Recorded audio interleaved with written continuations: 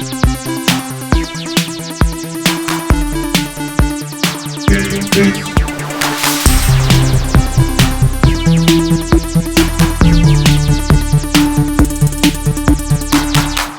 everyone, welcome to GameFace, episode 215 on Sifted Games at sifted.net. I'm Shane Satterfield, the founder of Sifted. You can find me on Twitter at Dinfire, but you should really search me out at sifted.net, where you can message me at Shane pretty much anywhere on the site.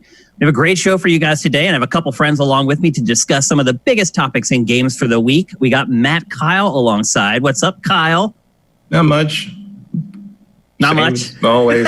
I don't know. I don't go anywhere anymore, so I can't tell you what happened to me. Yeah, it's like I try to stay in touch with like my friends and family through all this, and they have nothing to say because no one's doing anything. So everyone, like I play poker with my friends still on Saturdays, and it's like we keep sharing old stories and talk about the old times, but everybody else, it's like, well, I don't do anything, so I have nothing to talk about. Like sometimes like we have movie nights and stuff and like that, but like when the movie ends, like we just sort of talk about what we did in February. It's so bizarre. Now, granted, we shot 2 movies in February, so there's a lot to talk about and there's still post-production going on, but at a certain point, it's just like, we have to go do something else at some point. Yeah, like, I think everybody's just ready. Even if it's just go stand on a hill and look. I don't know, whatever. It's better than looking out this same damn window I've been looking out for 3 or 4 months. I saw one meme. It was like, to the window, to the wall. It's like, that's all you're doing. You're just going from one to the other. It's insane. Also along with us today, we have Mitch Sikorsky. What's up, Mitch? What's going on, man? Nothing much. Well, for me, at least I go play tennis, which is probably the perfect social distancing sport you can play. So I'm a little satisfied that I can do something like that at this time. Yep. And if you guys have not watched Sifted HQ, which after a week layoff because the studio flooded, we publish a new episode today. The next installment in the saga of his PC build is in today's episode. Make sure you watch it. Also, you can find Matt on Twitter at mkyle, and that's spelled Keil. And you can find Mitch on Twitter at Mitch Sikor, Sikor. Give us a follow. If you want to know what's going on with Sifted, you can follow the site as well on Twitter at Sifted Games. If you're watching our stuff on YouTube or anywhere else on the interwebs, if you follow us there, you'll know when we're publishing new stuff to places where you can access it. So we're going to kick things off, but not really, because I want to talk first about a huge milestone for Sifted. So this last week, Sifted turned 5. We had our 5th anniversary. We had launched back in 2015, right before E3. I published an article on the site that talked, just kind of shared my impressions of the first 5 years. And then I did kind of a blow-by-blow account of the first 5 years of Sifted. I think it's a good read. It seemed like most people really liked it. And you can find that at sifted.net. And it's free for everybody. It's not behind a paywall. And you can find, there's actually in the header, our brand new promotional unit in the header is pushing to that right now if you want to check it out. So anyway, it is the 5th anniversary of Sifted. I really can't believe that it's been 5 years because I worked so much and so hard that literally weeks just ripped by. I can't remember the last time I'd like checked and said, oh my God, time is dragging. It's just for 5 years straight. It is just ripped. So it was almost like, I was just shocked to think it's been 5 years since we've been running the website. And I want to say thank you to so many people. I don't even know where to begin. Obviously, Matt and Mitch on GameFace right now. But then we have all our TriCaster TDs who worked on the show before that. We have curators. Wario64 was a curator for Sifted at one point. We've had tons of people write game evals for us. We had a bunch of content that we licensed from YouTube, like Platinum Journey. We had Vin Hill, who did all the icons for the site's achievements. And we have Raphael Michael, who's done the art for our t-shirts. We have Slagathor, who has done motion graphics for us. We have literally like a dozen of you who have launched your own podcast that we now feature at sifted.net as on our Sifted community channel. It is overwhelming for me to think about all the people who have helped along the way to get us to this point. And I am so grateful for all of them. I'm grateful for my wife. She's been so patient through this whole thing. So a lot of people to thank. I couldn't list them all here on GameFace. I tried to get to most of them. Our mods have been amazing. It's It takes a village, and I wrote that in the piece that's up on the site. It takes a village for something like this, and you guys are one awesome village. Our community is amazing. I started doing some digging on demographics for the site, and the average age of the SIFTD user is 37 years old. Mission accomplished, MFers. That is what I have wanted when I started dreaming about this site. I have wanted the older age group of gamers, people like us who have been gaming since the 70s and 80s, who still love it. That's who I want on SIFTD. And it's working. It has worked. So I'm pretty proud of that. I will say this, going through the history of SIFTD, there are a lot of lowlights. There's a lot of bad crap that has happened to us. It's crazy. Like I started looking at it and I'm like, 1, 2, 3, like all the times we just got screwed. We're definitely due for a break, for something good to happen. And on that note, I want to share with you guys that the lease on our studio is up at the end of July, but they've been crazy going after me about renewing the lease for the last week and a half, and it's still a month and a half away. So anyway, today is the deadline for me to decide whether I'm renewing the lease on our studio, and I have decided that I am. So we are locked in for another year of SIFTD at our location. I'm hoping that in the next year we grow enough that we outgrow that space, because I don't want to stay there. I want to get someplace bigger and better, but we got to grow it. This past year was supposed to be the show it year. We had a huge plan set up for SIFTD 2.0. That all went down the toilet because of coronavirus. SIFTD 2.0 was supposed to launch in full months ago, but coronavirus hit. Brent all of a sudden had to become a teacher and had to teach his kids in addition to doing a full-time job. He just couldn't get the site done in time. So instead, we did a soft launch. We've been rolling out features here and there ever since. There was supposed to be there was a whole plan set up for all of this, and it all went down the toilet. So I don't feel like I've been able to accurately assess our momentum in some cases. In other cases, our momentum is clear. Our YouTube revenue has gone up for the last several months in a row. Splitting up Pactor Factor has become a boon for us for YouTube.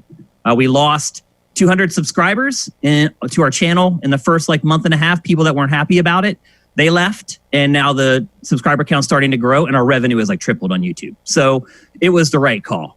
I just want to say again, thank you to all of you guys. Most importantly, thank you, our users. I've had people just donate us money at Christmas time. All the Twitch Prime that you guys do, in addition to your subscriptions or your Patreon pledges. It's all just freaking amazing. And we're locked and loaded for another year. This is the prove it year, though. There's going to be no excuses. My guess is there's not going to be another coronavirus. Once we get through this, I think we'll have a clear picture of kind of where SIFTD is headed. But I was put in a weird position where the plan didn't have time to play out, and I had to commit to another year. And so I've done it. We are ready to rock for another year on SIFTD. I hope that makes a lot of you guys happy. But we have goals that we have to hit in the next 12 months, or that's going to be it. This is it. This is the last year. If we can't see upward momentum on our Patreon at the end of this 12 months, then I got to find something new to do. I just do. It would be stupid to continue after that. So anyway, really excited about that. Some big stuff is also coming online here in the next couple days. So as you know, the promotional unit in the header went up last week. Also, we got our live streaming alert in the header last week, and that's live right now. I just checked it, so that's still working. We also have a couple other things coming online here in the next week. Our SIFTD radio podcast feed is actually live already. Brent got the feed live, but I'm in the process of tagging everything into the feed, and then I'm working on some audio-only content to fill that feed. So anyway, you'll be getting that pretty soon, which is huge. And then another big thing that happened over the last week is that GameFace is now on Spotify, Stitcher, and iHeartRadio, in addition to Apple Podcasts and Google Podcasts. I had a lot of people request GameFace on Spotify. And so it's up on all those services now. I will say this, if you want to get to the show right now, don't just search for GameFace, search for SIFTD. Because right now, the way the feed is named, it's SIFTD :GameFace, and we're fixing this. We're changing it to just GameFace. But if you search for GameFace on most services, you won't find the show. So anyway, we're fixing it. If you want to get your feed hooked up right now on any of those services, just search for SIFTD :GameFace, and it will pop up. So anyway, getting more distribution for GameFace, our flagship show, thinking really hard along. GameFace lines as far as what we can do with the show over the next 12 months to maybe expand it, make it better, maybe do more than one episode a week. Kicking around a bunch of stuff to see what makes sense. So anyway, big change is coming. Ads are coming to Sifted pretty soon. Yep. So people who are basic, you'll be served ads going forward. Not sure when that's going to launch, probably in the next couple weeks. But yeah, there's going to be ads on the site. And please don't turn on ad blocker. Like, we literally need every penny. The way we're working on the ads is we're making sure that they're non-intrusive. There's not going to be big eye blasters or takeovers. They're literally going to be just modules in the SIFT that are ads. And chances are sometimes you won't even notice that they're ads. So, you know, we were ad free for 5 years. We bit the bullet for you guys, and it didn't really do us any good. So we are moving to an ad model. Again, every dollar matters for us. I know a lot of other Patreons, they wouldn't care. We do. We need every buck. So anyway, that's the first 5 years of Sifted. It's been an insane ride. I wish there were more good times than there have been, to be honest with you, looking back across the last 5 years. But the way I look at it is the law of averages. We are due. We are due for a break. We are due for something to hit big for Sifted. It's been 5 years. We've never really had a single shred It's 2020. That you just guaranteed like a meteor is going to hit the studio or something. It can't get any worse than what we've been putting up with for the last 3 months, Kyle. That's the way I look at it. At least I think so. Famous last words. Well, if that is the case, then I'll roll with the punches just like I always do. When the space squids show up, you're going to shit yourself. Also, it's a nice start right now because Tiny2K and JMRain99 both gave 10 gifted subs along with 28 other subscriptions.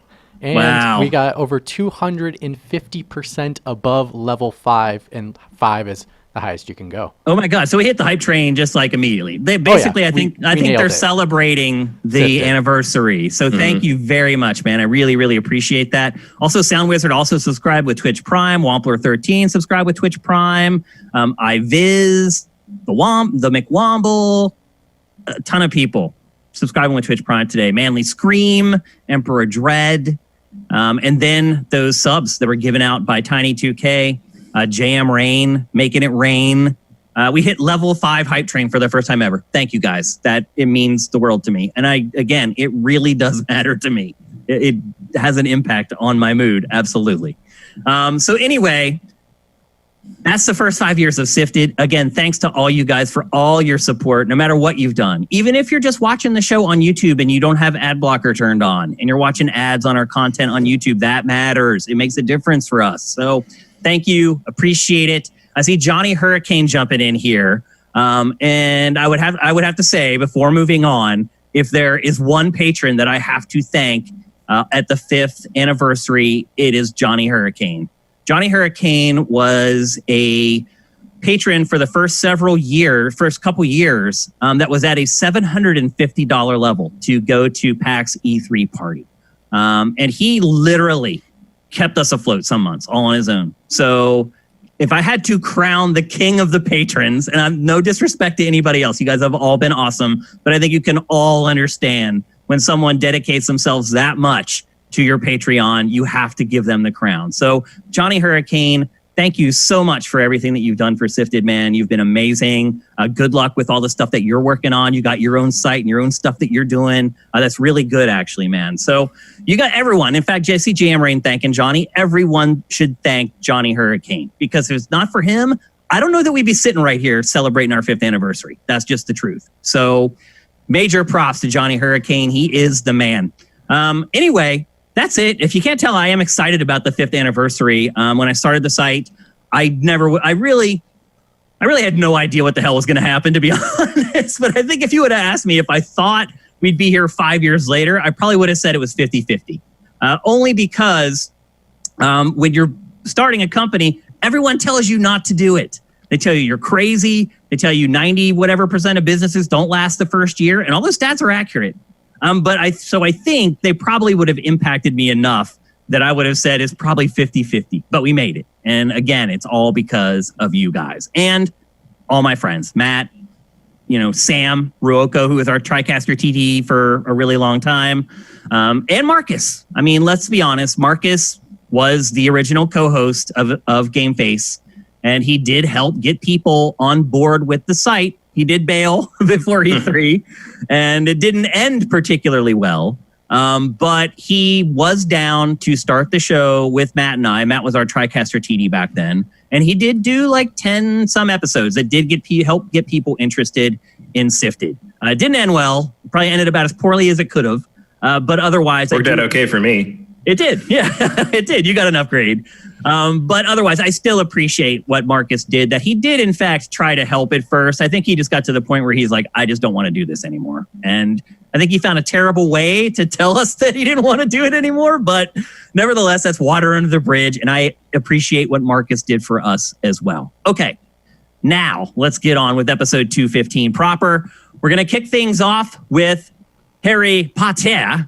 I don't know if you guys remember, but way back towards the end of 2018, a trailer leaked for a Harry Potter action RPG, and you're probably going to see it now because it's still on our TriCaster, and it looked pretty dang good. Harry Potter games have not been great. They've had a couple that were passable. I would argue that some of the early movie-based ones were actually rather good. You think so? I liked the first 3 or so on the original Xbox, and actually I think it's the first 2, at the very least, Chamber of Secrets on Game Boy Advance. Oh, I do remember that actually. Solid action RPGs. Like the first few of those were like, and then like they just sort of, I think EA started to kind of like slack on things and like just crank them out, and like by the time Deathly Hallows came out, they were literally Gears of War clones, which was just like nonsense. But early on, like there was some care put into it. And a couple of those I thought were at least a pretty good simulation of like running around Hogwarts, even if they weren't particularly good games.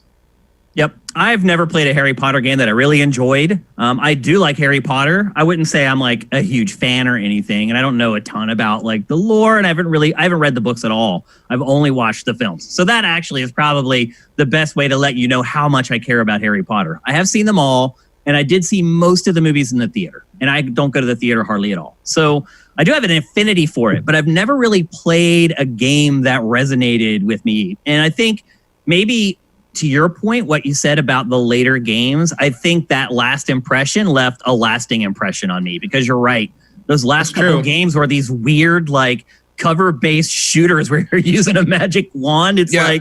Honestly, if I hadn't like hooked up, like gotten some new cables and hooked up my old original Xbox, and I played a bunch of stuff that I have on my shelf that I haven't touched in forever, and some of them were those Harry Potter games, and I'm like, these are all right. Like I remember these. I remember when this wasn't terrible. They were sort of trying to make legit action RPGs out of these things, and like the first 3 are okay. But yeah, like when I think of a Harry Potter game, you're right. I pretty much think of like Deathly Hallows. I think of like that nonsense. Yep. And the reason we're talking about this is because leaks have started to come out around the game. I'm surprised it's taken like a year and a half after that trailer was leaked before we started getting information about the game. But videogamer.com published a story this week saying that it has reliable sources that has a ton of information on this game, and we're going to start talking about it. The plot, obviously a big deal if you're a Harry Potter fan, especially if you like the books.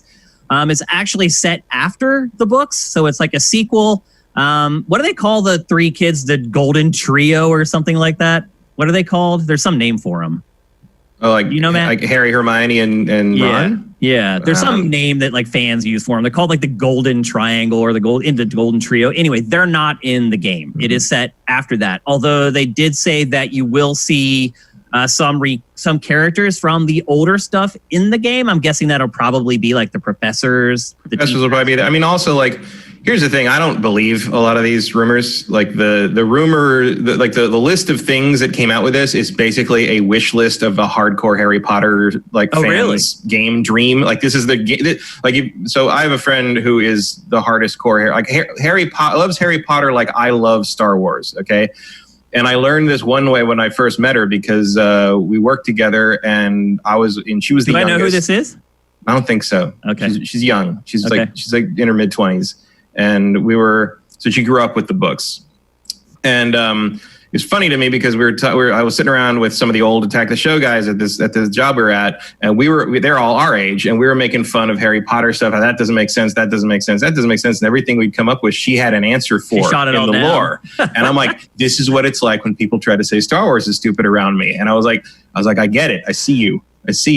And still kind of dumb, but like it's fantasy. I mean, Star Wars is dumb too. Like you can't get around it when you really think about it. But like, this is basically like if you handed me this list of like the rumor bullet point thing that popped up on Reddit for this, I would have thought she wrote it. Like it's exactly what Harry Potter fans talk about their dream game being. And so the two options here are someone's trolling with the thing everybody wants, or Warner Brothers started to listen to people. And which of those do you think is more likely? So, well, the weird thing about it is that one of the rumors is that the game has the Nemesis system from Warner Brothers' Shadow of Mordor game. So I mean, good if it does. I don't know why every game hasn't stolen that. Well, like they said it's like a truncated version of it. It's not as deep. Yeah, well, that's fine. I mean, like Assassin's Creed Origins and Odyssey kind of do that too. Yeah, like or especially Odyssey. Like that's a very light. Like if something like that would work. I think if these rumors are true, by the way, I do think Harry Potter will probably show up in the game because the rumor says you become an Auror after you graduate from the school, and that's what he did. I mean, that's the thing. Harry Potter grew up and became a cop. Canonically, and the timing for that isn't great. Yeah, not tops, but I would imagine that if that is how you go with this, Harry Potter will probably show up a couple times, just as like sort of a up and coming. Maybe he won't train you or anything, but I bet you'll run into him a couple times. I mean, well, the other thing too is that initially the title was called like Harry Potter Wizards Awaken or something. That was what the leaked title was. Now they're saying it's called Hogwarts Death or Hogwarts. What the hell is it called? It's Hogwarts a Dark Legacy. A Dark Legacy. That's what it is. Yeah. I don't fully buy that either because the official name of the brand is the Wizarding World. It's true. Now that is a bit of a mouthful for a title of a game. The other thing I think is a Dark Legacy is just such a generic subtitle. I would have. I mean, I'm sure that's up to negotiations. It's not out yet. They haven't put anything out. It could title anything. If I were going to do that, like one of the famous books that Hermione continually refers to in the series is Hogwarts: A History. So I would call this Hogwarts: A Future. Oh, interesting. Back to the plot anyway. According to these leaks, and again, as Matt said, take these with a grain of salt. It was reported by a reputable website. Sometimes they get it wrong. But anyway, you play as a fifth-year student who transfers to Hogwarts. And apparently there's a Death Eater that's terrorizing the school. And so it's your job to remove the Death Eater from the school and return Mogeny. A point that Vincent brings up that like Shadow of War is not called Lord of the Rings. No, because Lord of the Rings is not the name of the franchise. Middle Earth is. Yeah, it is. Yep, true. So it's called Middle Earth. Yep. You know, Shadow. Totally makes sense. And then licensing. Yep. And then if you've ever used the Nemesis system in those games, and you know that basically what you're doing is you're defeating enemies and then turning them to your side. So that is what you would do in this as well if the rumors are true.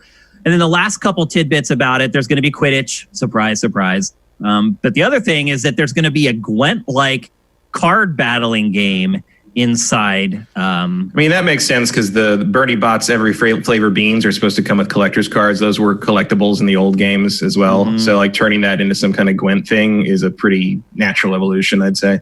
Yep. And then the final thing was... Also, I believe... this would take place because it takes place after the books. It would take place in like in the late 90s, maybe around the turn of the century, which would be right around Pokemon card game mania. So it would make sense that Bertie Bott's would then turn their cards into a Pokemon ripoff to appeal to the wizard children at the time. Swanland just brought up a good point. What if you get Harry through the Nemesis system? If there's some twist where you end up going against him and he ends up joining your team that way, it's possible. That'd be fun. Yeah. And then here's the thing that makes me wonder if all this is true, Matt. This is the red flag for me, is that there is a romance and marriage system in the game. That was the thing to me where I was like, okay, everything else sounded plausible, but that I don't know. Because you got to figure this game is going to be targeted at tweens or, young adolescents or whatever. Is that typically, do you put romance options and marriage stuff in games for that audience? I don't know. It just Yeah. Yeah, like for this audience, absolutely. Like part of the appeal of Harry Potter is sort of the character relationships and sort of the will they won't they stuff with the main characters, and and all that, and going to the dances and etc. I mean, that's definitely part of it. And like, if you're going to kind of simulate the life of this created character, like that does pretty much need to be in there, I think. My question on that becomes, do you put gay romance in it? Because there's a huge contingent of the fandom that would want that. Yeah, but my guess is no. I don't know. Things have changed. For sure. Yeah, and of course it's like they always say, it's like, if you don't want that, just don't do it. Don't flirt with a boy. But I don't know if Warner Brothers is going to be happy with losing 30% of its audience because they don't. Maybe, but like, I don't know. Like, I feel if you leave that out, you're going to get a lot of heat. Yeah, I mean, you're going to get it no matter what. Like, the reason to leave out the romance in this, to me, is not what you said. It's because you don't want to deal with that argument. That's true. That's and if you're too much of a coward to put gay romance in the Harry Potter game, just leave it out. Because otherwise, you're gonna piss off probably more people than you would if you put it in. Certainly, the author's not going to tell you not to do it, so you don't really have an excuse. Yeah, well, she won't tell you that, but she'll probably tell you not to put trans kids in it. So, oh, really? I wasn't aware of that. Rowling has an ongoing problem with that. Gotcha. It's a larger societal issue with British feminism, but it's fascinating. And like, so J.K. Rowling has kind of become, I don't know if you've heard this meme. Do you know who Hatsune Miku is? Yep. The from Neptunia. Yeah, the Vocaloid. Well, no, it's not Neptunia. It's like, well, it's her own game. It's Sega games. It's Sega singing games, like music games. She's a virtual idol, right? Mm-hmm. So one of the recurring memes now is when someone who makes something becomes terrible, Hatsune Miku then is the one who made that. So she already made Minecraft. So now she also wrote Harry Potter. That is what I've seen going around from fans of the books recently. But I don't know. Like, Rowling does have a shocking amount of veto power on any project that's involved with this. That's part of her contract. Yeah. So I mean, that does kind of come down to what she wants.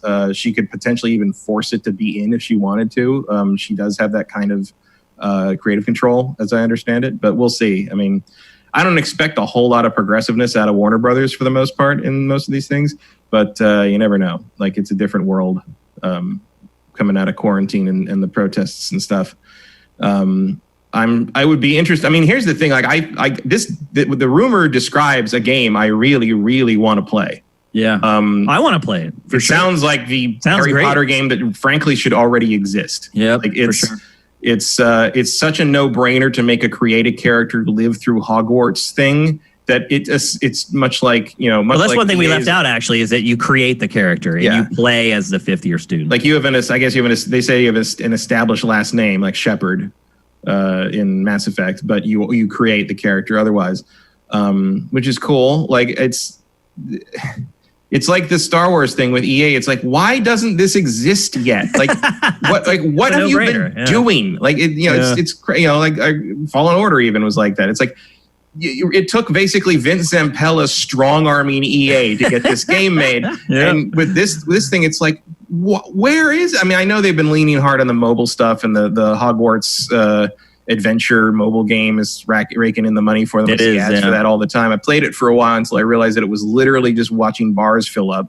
Like, there was like a lot of mobile games, let's be honest. Yeah, absolutely. But like, I don't play a lot of those too much. Usually the ones I play that are of that stripe are like the stupid fighting game one, like the Marvel one, or the Transformers one, or there's like they're all the same. It's just like slapping IP on it. Stuff. Yeah, it really but usually the ones I play have more of a game to them, and like the Hogwarts thing is more of a visual novel. So it's not even a clicker really. It's like you tap a couple times on things and then you just have to leave for a while. It's like, I don't get it. Like, I don't get it. Hey, Mitch, what's your relationship with Harry Potter and Harry Potter video games? It seems like it should be right in your wheelhouse at your age. Yeah, no, I've seen all the movies. I've read the books. My friends are big Harry Potter fans. Actually, they like to make the simulation between that Harry Potter and Star Wars are exactly the same thing, except wizards and lightsabers. But I really liked the early games like Matt. I think they were good.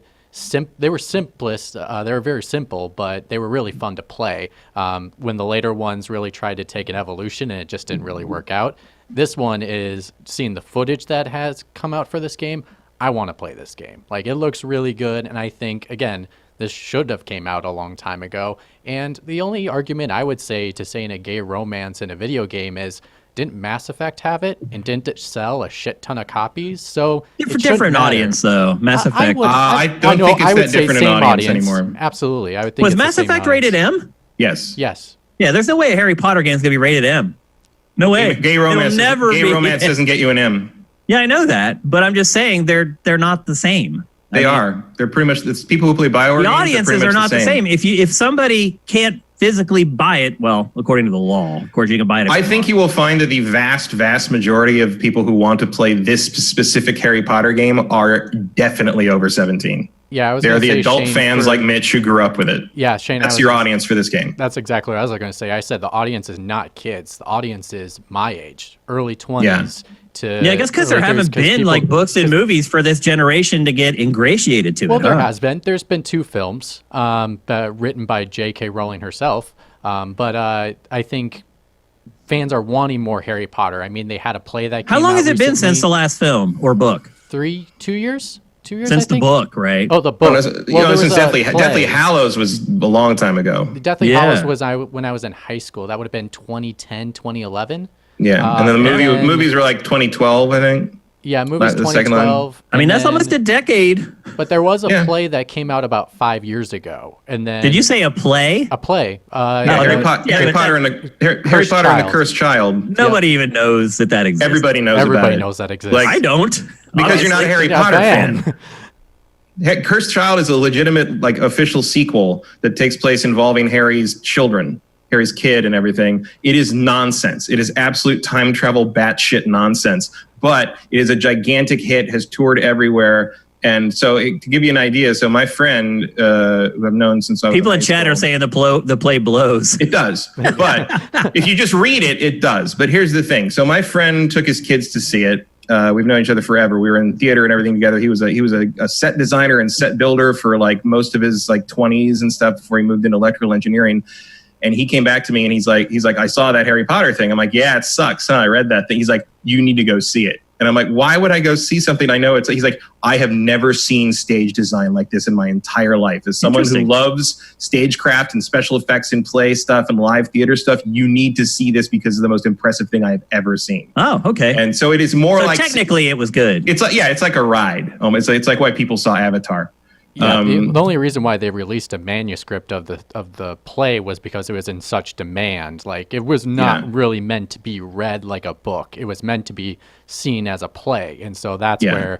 But like, if you just read it's because they read it. I encourage you to go find like a synopsis of it and read it because you will be like, this isn't real. Like, there's no way this is real. It's. It reads like something like a 14-year-old wrote like for like themselves. It's amazing. Yeah. It's like it's not. So are you guys saying you think a Harry Potter game could be rated M? No, I'm saying a Harry Potter game is not for children. Not this one, anyway. All the other ones were. Yeah, because they were children then. I would disagree. They were children then. Yeah, I was going to say they grow up. And so when you get further into the movies, the higher the age range it was, it turned from PG to PG-13. Yeah, it did become PG. It was pretty dark. Like, it's. I've watched all the movies. I'm talking about the games. The games were kids' games. Like, they're very simple. The Deathly Hallows stuff wasn't. Deathly Hallows. I mean, that's why I think it is. That was like my kid, like Gears for kids. Is basically. Yeah, but the reason that EA was trying to emulate Gears is because they thought it would be more appealing to an older audience that had grown up by then. Like, that's the thing is, like, if you were 11 when you started reading Harry Potter, you were like 24 when that series ended. So it's like Kingdom Hearts. Like, the Kingdom Hearts fans that started when they were Sora's age have their own families now, for God's sake. Yeah. In fact, it's almost a similar time span. Because you got to remember, like, the first Harry Potter book is 22 years old. I know. Like, that shit's old now. And it's so I think this game, much like how Fallen Order was targeted at, people our age and 30-somethings basically. At the very least, I think you could fairly say that Fallen Order is targeted at people who grew up with the prequels and are adults now. And sure, you could give that game to a kid and they'd probably be fine, but like that's not who they're thinking of when they're making that game. And I think the same is true with this one. The Harry Potter brand is wide enough and big enough and covers enough people that are over 18 that I don't think you need to pander to children. The children will play it anyway. Also, the children are mad. The children are very pissed. The children are very different these days. Believe me, I've seen my niece play Civilization 6, and it's like she makes up weird stories and like types out like profanity-filled rants about the enemy leaders she's fighting, and like does like whole like long screeds about how she's going to crush them. And I mean, it's astounding. Like the children have some things going on. They can handle some gay romance in their Harry Potter. I promise you. Okay. Well, and also, you remember that footage, though the original footage that leaked. Because I can't see the feed. I can't see what B-roll that Mitch is rolling. Yeah. People blowing up in that shit. Yeah. It definitely looked like it was a team game for sure. Yeah. I mean, look, it's test footage, so maybe they wouldn't be that violent in the final product. But like, clearly, they're going for like people getting ripped apart by magic. I mean, some of the kills in that test footage is like. Matt, actually a scene in it, and I'll play it right now for the people that can watch it. Literally, an axe flies through the door and stabs one of the opponents. So like, that's pretty gruesome, and like literally dropping building on top of somebody. Like, it's pretty gruesome. Yep. So guys, what percentage do you think that you would say that these rumors are true? Matt, you go first. Like, I'm going to say it's like 30% true. Ooh, okay. What about you, Mitch? It's too good to be true in play here for me. Okay. What about you, Mitch? I'll go wishful thinking, so I'll say 40%, but it's not wishing very hard. It's too many perfect things to line up. Like, that's maybe not really wishful thinking. 40%. I think you need to be over 50 to be positive. Well, I'll say 40. I hear what you're saying, though. You're more positive than Matt, at least. Yeah, exactly. That's not hard. I'm actually going to go 50-50. I think it all makes sense. I think after talking with you guys about it, it actually makes more sense to me now than it did before, because there were some things that didn't line up for me that I had questions about. You guys actually basically completely satisfied those concerns. So I'm going to go 50-50. I think it makes sense. I think the timing is right. I think a lot of the things that we're hearing make sense that Warner Brothers is publishing the game. I think you're right, Matt. I think it could be another one of those. I'm just going to make a wish list and put it on Reddit and tell everybody I know what's going on. It's totally possible that that's the case. It's not up to me to vet videogamer.com's sources. We rely on them to vet their sources, and then we report on what they report. So I'm going to go 50-50. I'm a little more convinced that that's legitimately what the game is going to be. I also think that it just makes sense for the game. Like, that's the game that they should make. So Warner Brothers is pretty good. They don't generally put out junk. And so I'm going to put a little bit more faith in Warner Brothers as a publisher and say 50-50. But as you can see, none of the three of us are over 50%. So take all that information with a huge grain of salt, but it's always fun to talk about Harry Potter. All right, let's move on. We're going to talk next about Stadia. We haven't really talked about Stadia in months, and the reason is because there's been nothing to talk about. The only news items around Stadia since it launched have all been bad. It's all been, we're delaying this. This isn't coming online until later. That one article that went up like last week or something, I think it was last. I don't. Time has no meaning anymore, but like it was like this past week, I think, where somebody basically was like, "Yeah, Google might have overestimated how many people want to stream video games." It's like, no shit. I mean, here we are. Games, though, Shane, they gave us some free games last month.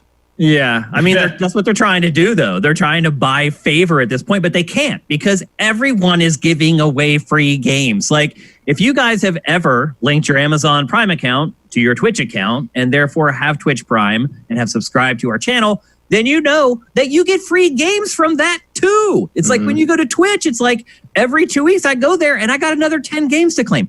I don't even know anymore what games I own because I have just games strewn everywhere. I got Steam. I got Epic Game Store. I got these weird games that I'm claiming on Twitch. I don't even know where do you get those games that you get on Twitch. Do you go to Amazon and download them? No, you can go through. I guess it is kind of through Amazon, but you go through Twitch has like a library system as well. It's insane. Like, I don't know. I've never actually done it. I don't even know what games I own anymore because you're just getting free games from every direction now. You're getting Xbox Live free games and PlayStation Plus free games.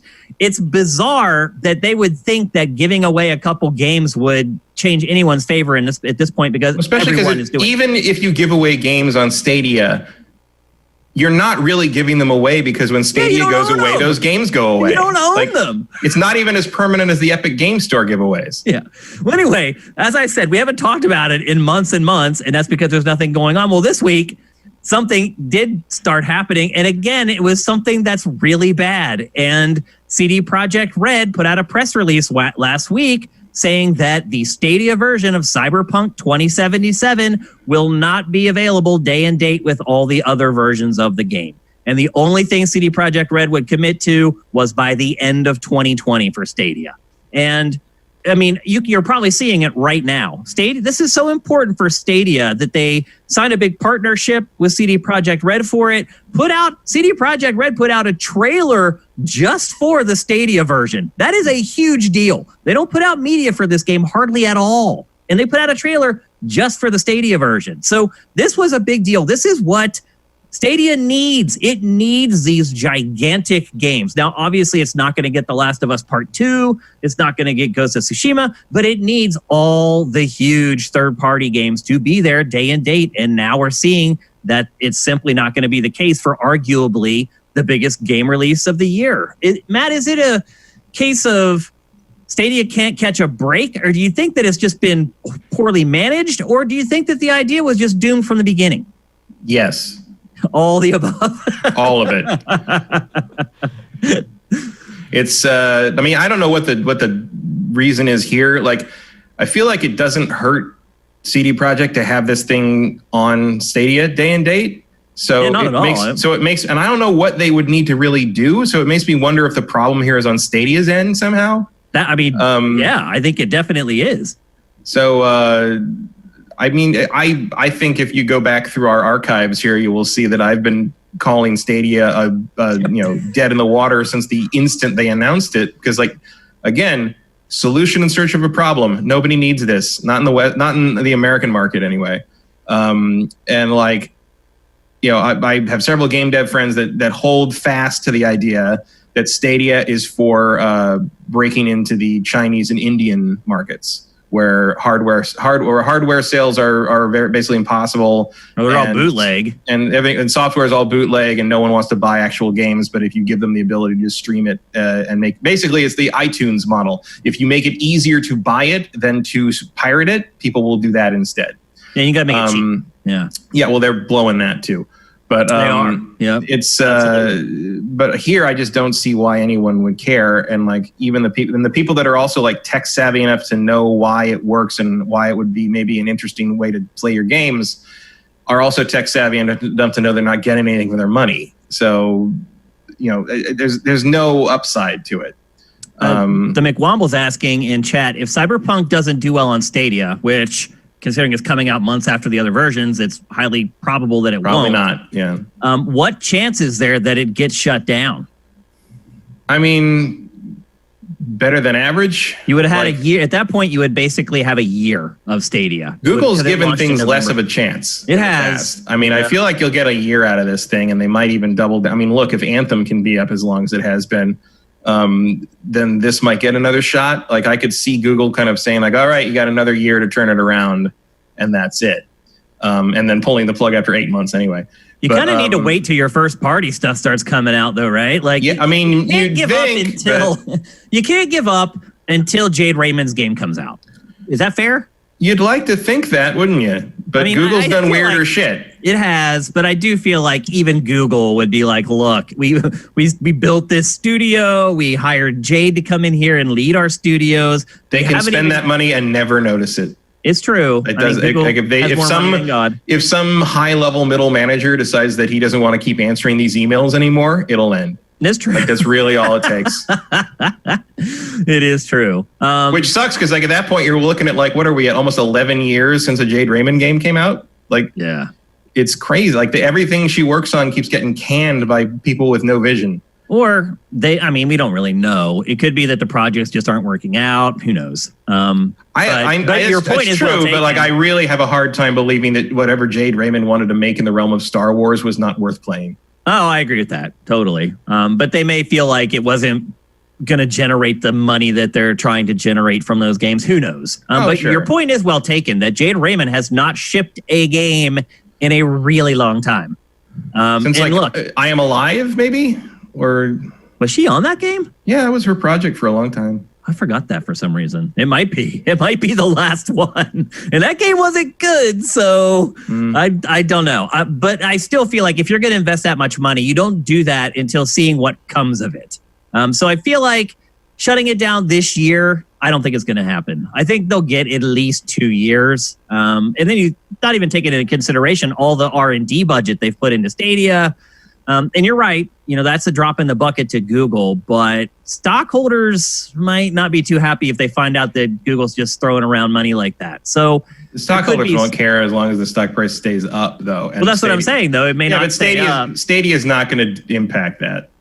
Like, it really won't. Like, it's really crazy to think about a business so big that the failure of something as gigantic as Stadia has no negative impact on That's the thing. Like, Stadia is not particularly big by Google standards. Well, as far as what they've invested in its development and all the hires that they've made and the facilities and all that crap, it adds up. But Google's such a broad company that, like, it's just a drop in the bucket. Like, the probably closest you got to something that caused that kind of a scandal, not scandal, but like kind of a shareholder sort of like thing was the Google Glass. Which maybe that failed in part because of how hard it is to say, but the failure of that not because it was a ton of money spent on it or like it impacted their bottom line or that, but because it was so public. Yeah, it was so promoted and it was on all the mainstream news channels. Well, they tried to launch a competitor to Facebook that fell on its face. So and like, but it's really like that's public. The thing. I think people they care more about like looking bad to in the press and in the mainstream than this thing that we spent money on got canceled. And frankly, I think if you talk to most like normal people, they don't know what Stadia is. So it's not going to be egg on the face of Google to the degree that it would severely impact stock prices. So I don't think it matters in the end. But I think you're right. It will get definitely till the end of the year. Like I can't see them pulling the plug until at least a year of attempting, and probably more. I think we'll probably be talking about the closure of Stadia sometime around a year from now. Is the question becoming, though, how the value of first-party games? And is the question really becoming, even if Jade Raymond, let's say Jade's game comes out next March, which it won't. It's pretty much guaranteed that it won't. But let's just say, for sake of discussion, that it does. And it gets like a 9.5 or higher aggregate score. Is that enough to save Stadia? Probably not. Is there anything that can save it? That's what I'm really getting at. Now, obviously, if every PlayStation 4 exclusive suddenly went to Stadia, sure, then it could change. But realistically, is there anything that can save it? I don't think so. Look, I don't care how neat the car looks or how cool the radio is. You made a car with square wheels. Yeah. Like, there's no way to fix that. Like, the concept is flawed, and that's the end of it. And it's not like I'm not willing to subscribe to, like, I subscribed to Apple Arcade once I upgraded the OS on my computer enough that I could actually run it because I wanted to play Oceanhorn 2 and a couple other exclusives on there just to see. But you know what? Apple Arcade is $5 a month and works on all my devices already, and I don't pay any extra to play anything on it. Apparently, Apple Arcade's doing very well. I don't doubt it because it's the Netflix system. Well, it's Apple. Everything Apple does, it just turns to gold. It's cheap enough. That's the thing, though. It's cheap enough that, like, I don't feel like I don't look at my credit card statement at the end of the month and be like, oh my God, I'm spending so much on Apple Arcade. It's like, no, it's what I spend on a couple of coffees or one coffee, really. Yeah. And like, I get like all these games that anything I see on that service I want to play, I just download it and I play it. Like it's a Netflix model that it works. Like they're not charging me $60 on top of the $5 a month for Oceanhorn 2 because I'm not going to do that. Yep. So like, I don't know what their revenue model is, but if it's working for them, great, because I'm in on that. If Stadia was more like that, I would probably be interested.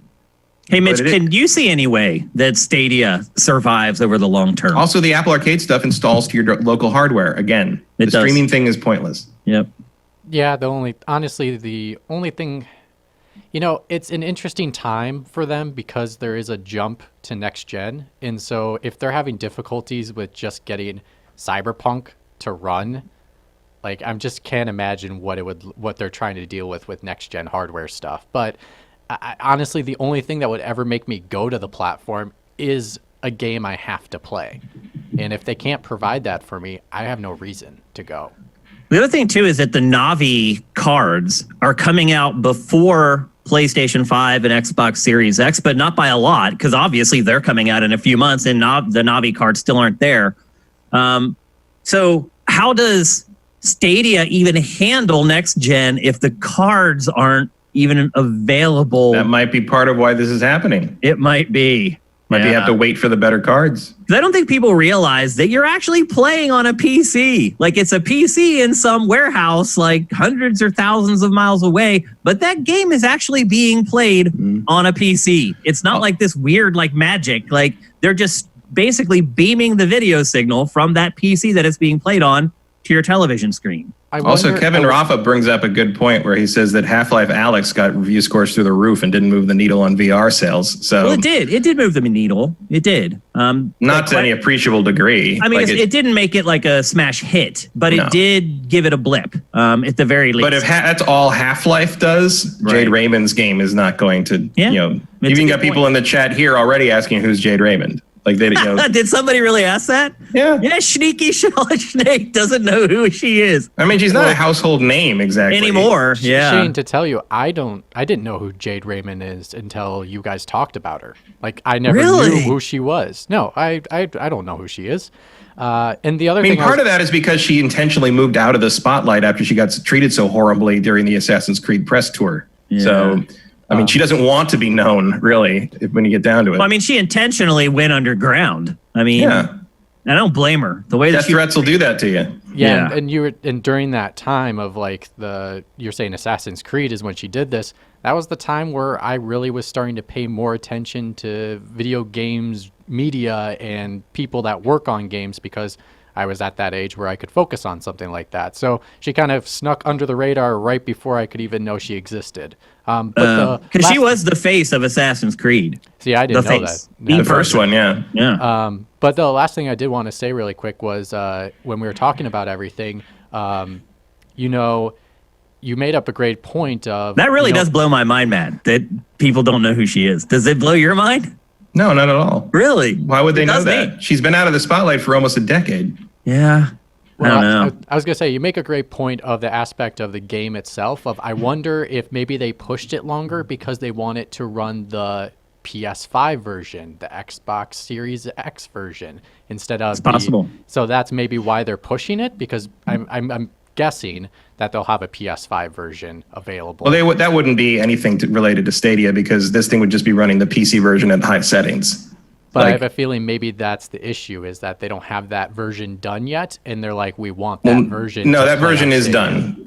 Like, I promise you the PC version just needs to turn the settings up and you're done. Like, it's not the same thing. It's built for that. The problem that we're talking about is that the new cards that can do all those weird bells and whistles and like whatever the high level ray tracing and stuff, they don't exist yet. They're not out yet. So if you don't have those cards and can't slam them into the blades at the server farm, you can't then Stadia the game looking the way Stadia is trying to sell it is looking. It's not going to look, that's the problem. It's not going to look any better than a PS4. So in a sense, you're right. They're waiting for the PS5 version, but they're not waiting for the PS5 version to be done. Like I don't even think there's really a PS5 version. I think it's just going to be when you run it on the PS5, just like a computer, just like a PC, it will be able to do those effects because of the hardware it has access to on this box. It's in the code, and then it's basically you're triggering the effects if you have the card that can do it. That stuff is always in the console games don't have like usually some kind of like limiter on that. It's just how far the hardware can go. It's why you can rip a Wii game like Xenoblade Chronicles, put it in on a PC,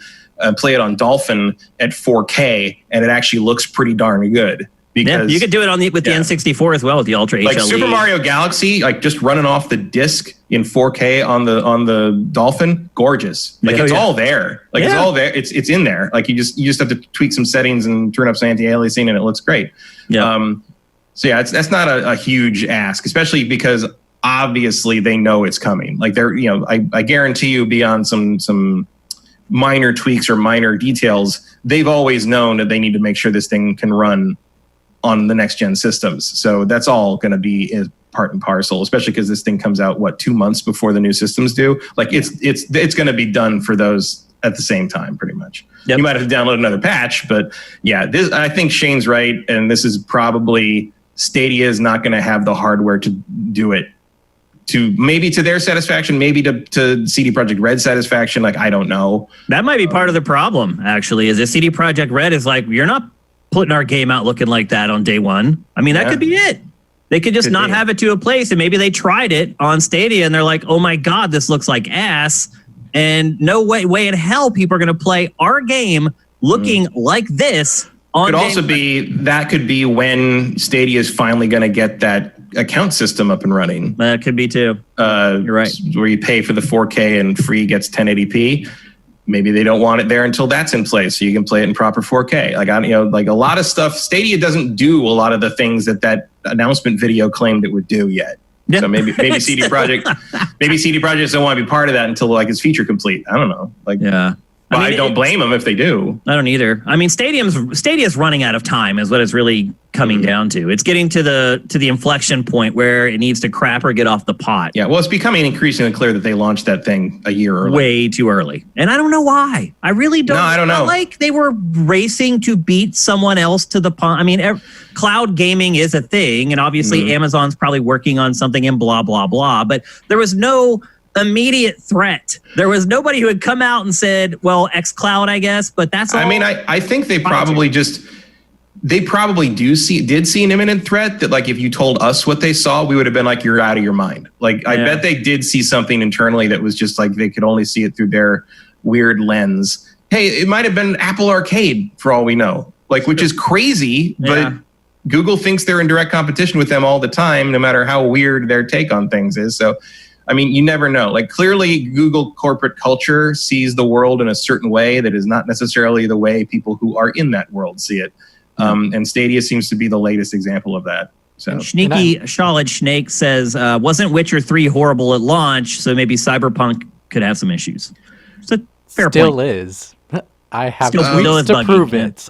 Yeah. Yeah, no. I mean, they had problems, but not on PC. I played it on PC and it was pretty much fine. So I don't think that is an issue here. Like the Witcher 3's problems were console driven and still isn't really that good on PS4. Yeah. So I have a hard time believing that is the case unless the Stadia plan is to run it off of PS5s in a server farm somewhere. I don't think that's an issue. ETH Demon is saying the Stadia's competitor is GeForce Now.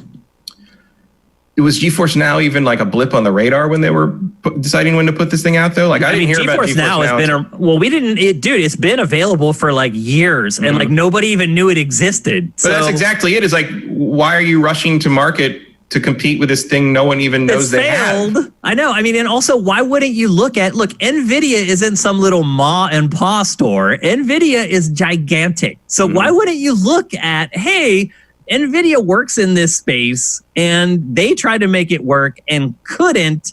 And I don't know, people get very full of themselves and think that they can find the better way to do it. They can build the better mousetrap, and a lot of money is wasted along the way. And that might end up being all Stadia is at the end, is just a big, huge waste of money. Well, next time they should call me first.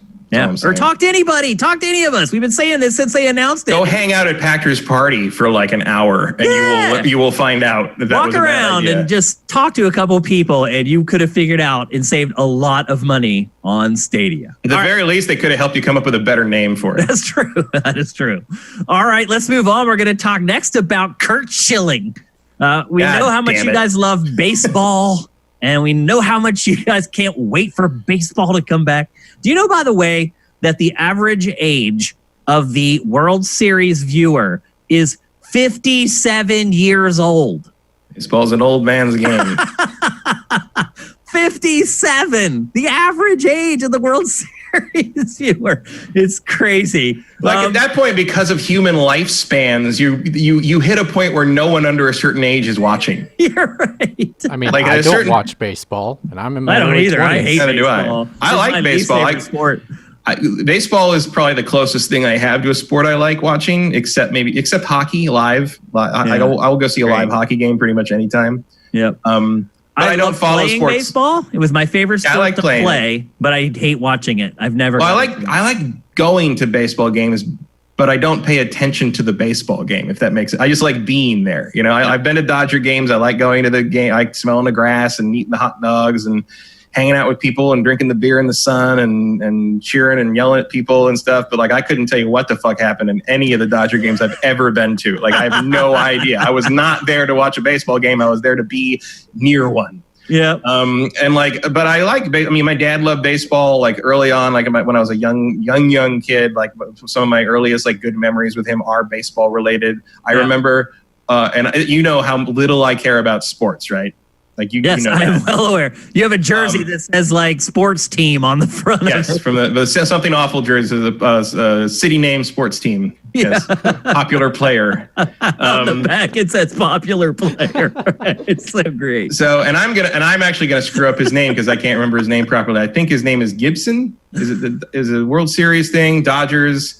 Kurt Gibson, yeah. Kurt Gibson. He hit that big home run, yeah. So that happened while my dad was in my room with on my computer doing his sitcom stuff, and I was sitting in there, and he had it on because he watched baseball constantly, and he leans over and starts watching this, and he goes, "You might want to watch this because something this is might the one happen thing you might want to watch." Yeah. And so I watched it. I saw Sure it happen, and my dad should be noted. I grew up in San Francisco, but my dad hated the Giants. So he was rooting for the Dodgers at all times. So that was what he was so excited. Which is the Giants' biggest rival.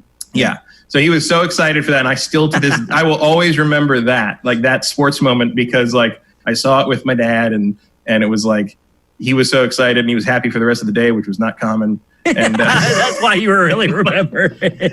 And people are probably wondering why the hell we went down a baseball hole. Well, the reason we went down a baseball hole is because Kurt Schilling, literally probably one of the top 5 pitchers of all time, I would say. And I know Bloody baseball sock pretty well. Yeah, he finally got the Red Sox to win a World Series after like 80 years or whatever with the bloody sock and blah, blah, blah. Now, to be fair, I only know any of that because of this game. That's true. And that's why I'm talking about it, because people are like, why are you talking about Kurt Schilling and baseball? It's because he was one of the rare cases of a jock who loved video games. He was loved video games. World of Warcraft. So even when he was an active player, people would talk to him all the time about video games after games. They'd be like, "Oh, so what are you playing now?" He's like, "Oh, I go back to my hotel room. I've got my $5,000 laptop and I play World of Warcraft all night. And then I get up and I go to practice and then I play and then I do it all." And so anyway, he has more money than he knows what to do with. And he's like, "Well, I love games. I'm going to start a studio." And so he did. It was called 38 Studios. 38 was his number when he played in MLB. And they started working on an action RPG called Kingdoms of Amalur Reckoning. Well, they started working on an MMO. Right. At first, you're right. They showed like a couple screenshots. Yeah, because he wanted to do an MMO like World of Warcraft, but his MMO. And then over the course of that project, it became clear that like this was harder than he thought it was. So they decided to make this action RPG to kind of like put something out, establish the world, and make some money so they could keep going on the MMO. It should be noted that he no longer has more money than he knows what to do with. And because of this. Yes. So what happens is the game comes out, it completely tanks, it doesn't do anything. It was published by EA, by the way. He had a big publisher to publish a game. Yeah, big stuff. Like R.A. Salvatore wrote the World Bible. I mean, he went out and got the best. He did it right. Like he went about it the right way. But he poached people from the Tekken team to do the combat. Yeah. Like they did some real shit here. They tried. And the end result was like a middle of the road action RPG. It was it had sparks, but it couldn't sustain the sparks. It is one of the most boring things I've ever played. And even though the combat is good, like the combat's good, but like you out level it in about 20 minutes and nothing is ever a threat to you again. Yeah. The concept where you're like one-shotting stuff like 4 hours into the game. And it just becomes like, maybe I'll switch to the chakras and like chakra blades and see if I can win doing that. And it's like, you just you start experimenting with stuff to try, and like you get to places. I played. I think there's 8 zones, like big areas. Like it's like an open world sort of, but you like go from zone to zone. Like there's no loading, but like each area is like kind of the different biome, and you run through like a narrow passageway to get to it. So it's like kind of that works that way. It's like World of Warcraft, I guess, in that sense. But I think there's like 8 of those zones, and each of the zones is almost as big as a normal action RPG. And I played for like 100 hours. I don't even know why. Oh, Lord. And I got through 4 of them. Like I was not even anywhere close. Like it's just endless side quests of like just complete fetch, kill, foozle nonsense. Like and I can't remember a single character. I can't remember a single thing about the story. Because there's nothing remarkable about it. Miguel Lopez reviewed that game for Game Trailers. I almost reviewed it, and at the last minute, something came up. I had to go out of town or something, and so I passed it on to Miguel. Did someone shoot a gun at you and you dodged a bullet? Because that is what I think what actually happened there. The funny part was, though, it was interesting watching him play the game, and this is one thing I do miss about having an editorial team and working in an office with a team, is that the first day he came in, he's like, it's good. He's like, oh my gosh, I can't believe how good it is. He's like, I played it until like 4 a.m. last night. I can't wait for more. Mm-hmm. I'm like, oh, wow. Okay, that's great. That's encouraging. I go home. We come back in the next morning. How's it going? Later. He comes into my office and he's got those eyes like, well, and every successive day after that, it just got worse and worse and worse until he came into my office and was like, do I need to finish this? He's that's like, I've already played like 40 or 50 hours. And I can't even remember what I told him. I think I told him he had to finish it, actually. I think I did make him finish the game. Poor Miguel. If I did, that is a lot. Yeah. But, well, you know, at GT, man, our editorial was air freaking tight. And that's the way I liked it. And that's the way I ran it. And that's why our reviews exploded, because we were airtight. So, but I promise you, after 40 hours, you know everything you need to know about Kingdoms of Amalur Reckoning. Like, absolutely. I will admit that I go back to that game every once in a while. Like, I have it installed on my Xbox One. I actually, for $5, I got it on my PC on Steam at one point and played it for a while there. Like, in terms of like a bite size, like if it was like a 12, 13 hour really story heavy action RPG, like I think it would have a really good rep now. The problem is it's the poster child for needless filler bloat. Yeah, lots of pointless side quests, repetitive side quests. It just feels like you're doing the same thing over and over again. Because I did end up going back to play it for like Game of the Year stuff at the end of the year, because it came out like in February. Like January, February. Yeah, it was really early. And I did go back and play it towards the end of the year for Game of the Year stuff. And after I played like a few hours, I was like, I'm done. Like, I get this. And it was like I remember like when it came out, because we got a few copies of it. We'd done a lot of stuff with 38 Studios on the show. Adam was kind of buddies with Kurt by then, like, because I thought it was really cool. Like, I was very excited about the game because I played little bits of it and stuff. It came out better than I thought it was going to. I'll say that. I loved it. I talked to the guy who was designing the combat for a while, and like everything he said sounded good. Like their philosophies on it were great. They were timing things down to the frame. Like, it was like a fighting game. Like, you could do some really cool stuff with it. You still could when it came out. It was still there. Like, the fighting game moment to moment, the fighting system moment to moment is solid. Yeah. But like, it came out, and it's exactly like you said. You go home the first night, and it was like, wow, this is good. Like, this is great. Like, it's big environments and stuff to do, and fighting's crazy. And like a day later, 2 days later, you're like, oh, this is all it is. This is it. Like, it's not going to stop. And by the time you get to the third or fourth day, it's all over. Yeah, and you can see that map, and you can see how far you have to go, and it's just like, no. Yeah. And like, I think we gave it a 2 out of 5. I don't even remember what GT gave it. We were no longer buddies with Kurt anymore. Now he hates Adam, I'm sure. So you guys are probably wondering, because he's turned out to be kind of a douchebag ultimately. Oh, well, a bit. So anyway, you're probably wondering why we're talking about this, and that's because the game is being remastered for PC, PS4, and Xbox One. It's coming out August 18th. I really didn't see this one coming. I can't. Well, nobody can, because what happened with the game, and we haven't even shared this part of the story yet, is that it came out, it completely flopped. And what had happened was Kurt Schilling's company, 38 Studios, had taken loans from the state of Rhode Island. There's a lot like in Canada, they have like this arts thing where like if you're making games, like they will subsidize some of your costs of making video games. It's like an arts endowment or whatever. Because like this was like Rhode Island basically wanted to attract tech. Yeah, because they wanted other game developers to come to Rhode Island, and they were giving them tax breaks, and they gave them like a big loan. Because they saw what was happening in Raleigh, North Carolina, and they're like, we could do that too. So that's what that was. And that was the plan. And what ended up happening was because the game tanked so hard, he was unable to pay back the loans that Rhode Island had given him. And Rhode Island had to go after him in court. And then once Rhode Island filed its case, then the SEC also filed a case for fraud.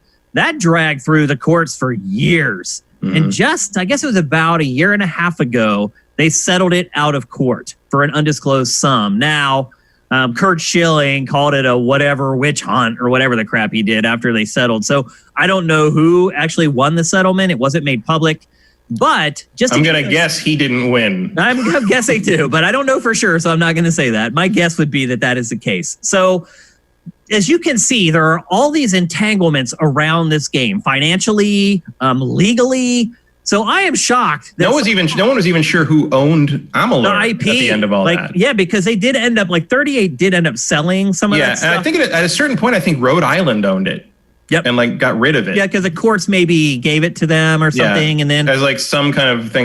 You can pretend that's worth something. Bought out of bankruptcy court. But anyway, it's coming back. This may be the most surprising remaster that we've had this generation. Because it probably shouldn't be remastered. 2, it doesn't really need to be remastered. The problem with it looks fine. Yeah, that wasn't the problem with the game. No, because THQ Nordic, right? Is that right? Yeah, because when they got it, I remember they an update hit. I think I want to say an update hit Steam for it. Oh, and I was like, what the hell? Who is updating? And it was probably just adding their logo or whatever. Yeah. But I loaded it up and played it for a little bit again, and it looked at least on PC, it looks fine. It doesn't look great, but I don't look at that and be like, you know what you should do? Remaster it. Even on Xbox One X, it looks okay. It needs redesigned, not remastered. Yeah, it's not. You're not going to solve anything by making it look better. I mean, if you could do a Xenoblade Chronicles Definitive Edition pass on it, fix the menus and fix a bunch of the dialogue stuff, that could help. But I feel like that's not what has been done here. Vincent is asking, do you think that they could remove some of the bloat in the remaster? I mean, they could. I don't know if a bullet point you would want on a remaster is now with less content. But in this case, it might be your one example of when you'd want that. It's true. I don't know. I don't think they'd want to put that much money into it, to be honest with you. Probably not. I just don't think that they would want to go back and tear into the code and start coding on the game again. It's just I feel like you just run this thing through a pass filter and call it a day. Exactly. And cross your fingers that you sell 10,000 of them. That's basically what's happening. That's THQ Nordic's MMO lately, it seems. Or MO, sorry. And maybe their MMO.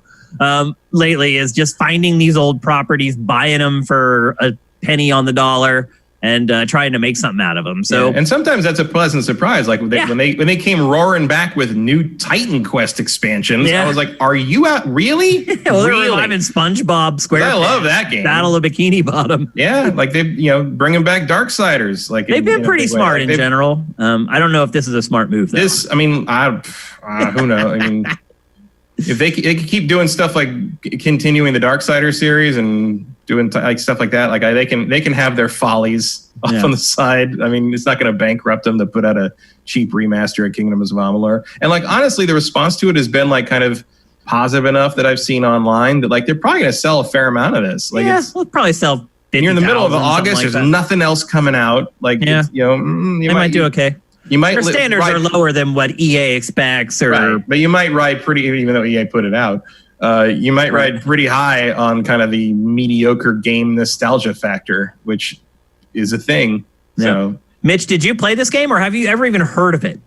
I've only heard of it because Burkoff has played it multiple times. So I've seen him play it, and I kind of know it's a deep lore type game, but I've never played it personally.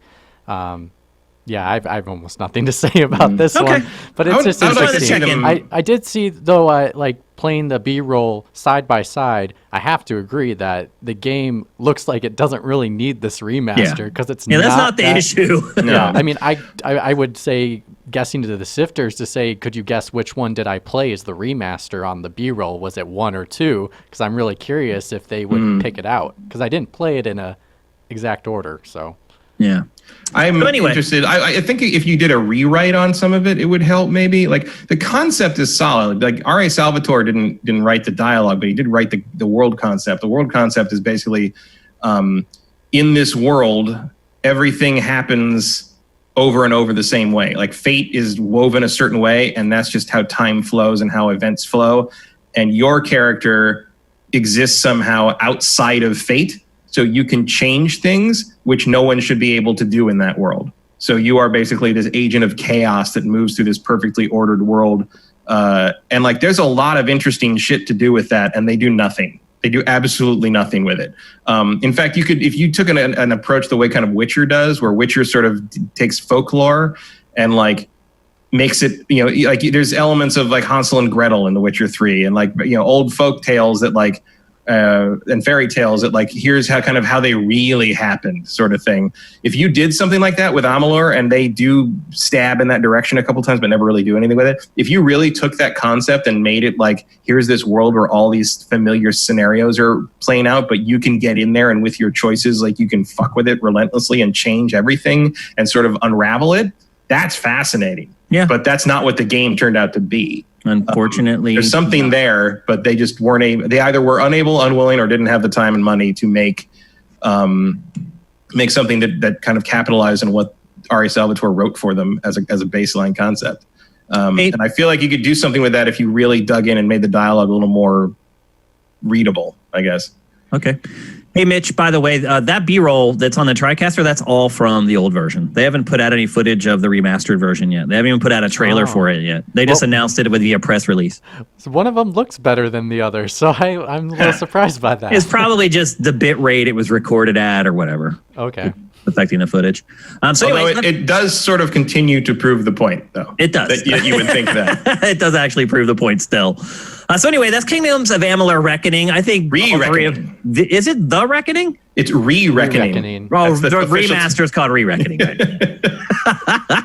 Though the way we discussed the game, I don't think people remembering the title of it is all that important because we basically just told them not to buy it. So, although I'll be honest, I am going to buy it. Are you? I'm going to buy it and play it again. Not all of it. I'm not going to play 80 hours of it, but I will play it as long as it's not like full price. I mean, I assume it's going to be like $30 or $20 or something. Like I would say if you found it for $10, pick it up. Yeah, it's a definite curiosity. Yeah. It shows up in a Humble Bundle one day. Yep. But 38 Studios is gone. Kurt Schilling is no longer in the game development environment. Yeah. He's moved on but to it's like, being a jerk on television. Yeah, but it's like at this point, like, God, I don't even know if we'd bother to talk about it when it comes out because I feel like we just did it. Yeah. Probably. If they're not changing anything, what's the point, right? Yeah. How about this? I'll make you a deal. When that remaster comes out, someone just asks that as a viewer question at the end of the show. Okay. Are you like, Matt, did you play it? And I'll be like, yeah, it's all right. That's it. And that'll be it. That's the only update you need is like, what does it look like? And did they fix anything? The answer is no. And that's the end. Okay. That's it. I don't think we need a whole segment about it. All right. Okay, we're going to move on. We're going to talk next about another game from around that same era. A year or some later, though, we're going to talk about Dead Island 2. This game has actually been announced since like early 2014. It was supposed to be released at the end of 2015. And now here we sit 5 years later. It still hasn't come out. We've heard when was rumors. That trailer? That CG trailer with the jogger? Yeah, that came out in 2014. Like E3 2014? Yep, I believe it was E3. Yeah. And then it was supposed to come out the following holiday, didn't come out, and now it's 5 years later, still hasn't come out. We've heard rumblings that it switched developers maybe twice, at least once. Deep Silver says it's still coming. That's the publisher of the game. But I think we just got some insight into what was going on because YouTube channel Gamers Pray this week got its hands on somehow a full gameplay demo from the build from 2015, the game that was supposed to be released at the end of 2015. And in fact, it appears that the footage is from the first like 10 minutes of the game. because there's like this gameplay section, and then there's kind of this opening cinematic that kicks off at the end. First of all, Matt, what are your impressions of that demo?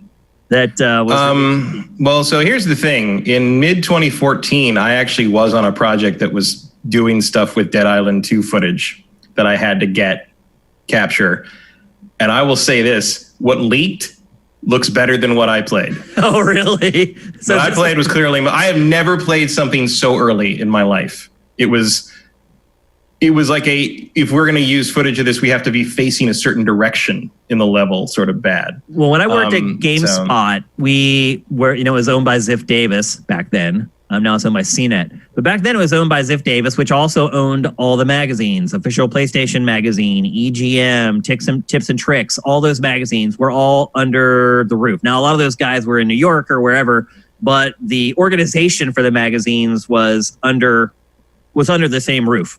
And we always had problems because they would give us code way before everybody else. And the magazines especially. The code that the magazines were using to review games blew my freaking mind. Because they would get the code like 2 months before the game came out. Before anybody else got review code, they had review code.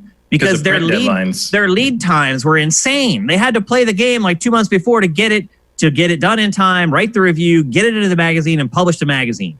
And some of those builds, can you imagine doing that now? Oh, Matt, some of the builds that they were playing, particularly for preview coverage, the review code was generally about 85 to 90% there. Some of the preview code they were sent, literally like wireframe stuff that they're playing. Because they just, they have this game, they're going to debut it, and EGM was like, well, we need to see it or we're not going to cover it. And so they would send EGM and these magazines these terrible builds that, like, I even got some at GameSpot, because GameSpot back then was like number one. They were basically tied with IGN when I worked there. And then eventually IGN took the lead, and it's all history from there. But even at GameSpot, like, because they wanted our coverage so bad, they would send us stuff that they had no business sending along. So I totally understand where you're coming from, Matt. Like, there's code out there that not a lot of people see, unless you're doing kind of like a B2B thing like you were. What I was using was, like, I don't think it was even alpha. Like, it was yeah, like, they're not. Like, I was, because when this leaked, I was like, oh, I wonder if that's the same thing I was trying to work with. And it's not, because there's like quest like markers on it. Yeah, the game's there. There's a game there. Yeah. And it astounds me how hard it seems to be to get this game made, because it feels like you could just sort of bang another one of these things out, right? I mean, they literally did that. That's all you gotta do. But they literally, what's the second Dead Island thing? Is it Extinction or something? Yeah. Like, just do that again. They like, barked that out real quick. Yeah. And like, I mean, look, I don't really see the point of a Dead Island 2 when the people who made Dead Island, Techland, like, moved on and made Dying Light. Like, Dying Light is Dead Island 2. It is, like, yeah. Like, just and go it's way play better. That. And Dead Island and Dying Light 2 looks way better than either. So, oh yeah. Like, even though it is, I think, going to screw me on my fantasy team this year. But like, so I don't really see the need to continue to throw like good money after bad on the Dead Island 2 project. Like, if it really is on its third developer or whatever, it's like, are there really that many people out there ready to bust their balls and pull their wallet out for like a $60 zombie game like that? Like, who cares at this point? I was surprised the first one sold as well as it did, because remember, it did not review well at all. Didn't review well at all, but it was like 4-player co-op zombie open world stuff in an era where it just didn't have anything like that. Yeah. That was one of the There things are better options really now. Back then, not so much. Yeah. It was like the people that I played that with were the same people I played Left 4 Dead with. And everyone was like just excited because, for one thing, like half the group was like just hardcore zombie fans, and they were excited because, like, to some degree, like, Dead Island was one of the games when we were in chat rooms back in the 90s, like, we would talk about, oh, one day I hope there's a game that's like this, and like that's basically what Dead Island was, like a 4-player action RPG co-op, run around, shoot things, hit things with sticks, zombie game where you had to like. Talk about broken though. That game, it was terrible, terribly broken. Disaster. Yeah, it was. So you never knew when you attacked the zombie. You never knew what was going to happen. Yeah, like, it was. Yeah. And I will say this: if sequels are a reflection of the initial game, that build from 2015 looks about right. Yeah, like I just don't know. I don't understand why it. Why it's 5 years later and the game still isn't available. Yeah, or even just like why it's 5 years later and like it's just not canceled. Like it didn't work. You didn't do it. Like I think because they just it's Deep Silver. Deep Silver, a big hit to Deep Silver is 1 million sold. Yeah. And I think they're looking at the sales from the first game and they are pushing the envelope though, because the further they get away from that first game, I mean, some of the stuff you guys were saying earlier, when Mitch told me he didn't know who Jade Raymond was, that put everything in perspective for me. So nobody remembers Dead Island at this point. That game is it's what's 9 years? It's gonna be 10 years old next year. It's almost a decade old. Yeah. So nobody knows what it is. So now they're getting to the point where the sales from the first game don't even really matter anymore. Like now they're really going to have to sell the game based upon the game's own merits. And maybe that's why now, once they got to that like 5, 6, 7 year period out from the first game, that's when I'm guessing they were like, oh, okay, we need to find a new developer because this game actually has to be good now because we have no wave to ride to shore anymore based upon the success of the first game. Yeah, and then I also just don't feel like the name Dead Island has any cachet. Like this one's set in Venice Beach. It's like it's not an island, bro. Well, the one it's set in a lot of places. The old one was like I don't know what they're doing now, but there was multiple cities. It was like all over California. Yeah, and like I'm not sure what the plan is for the current one, but like the Dead Island name doesn't carry any weight. Like.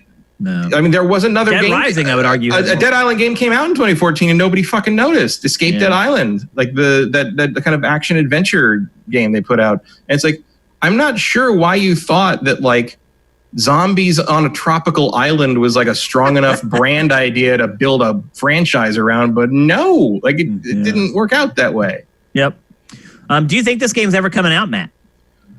I mean, at this point, it feels like it has to, right? If you're Deep Silver, you've thrown that much money at it, you're going to have to put something out one day. It's kind of in Duke Nukem Forever territory at this point.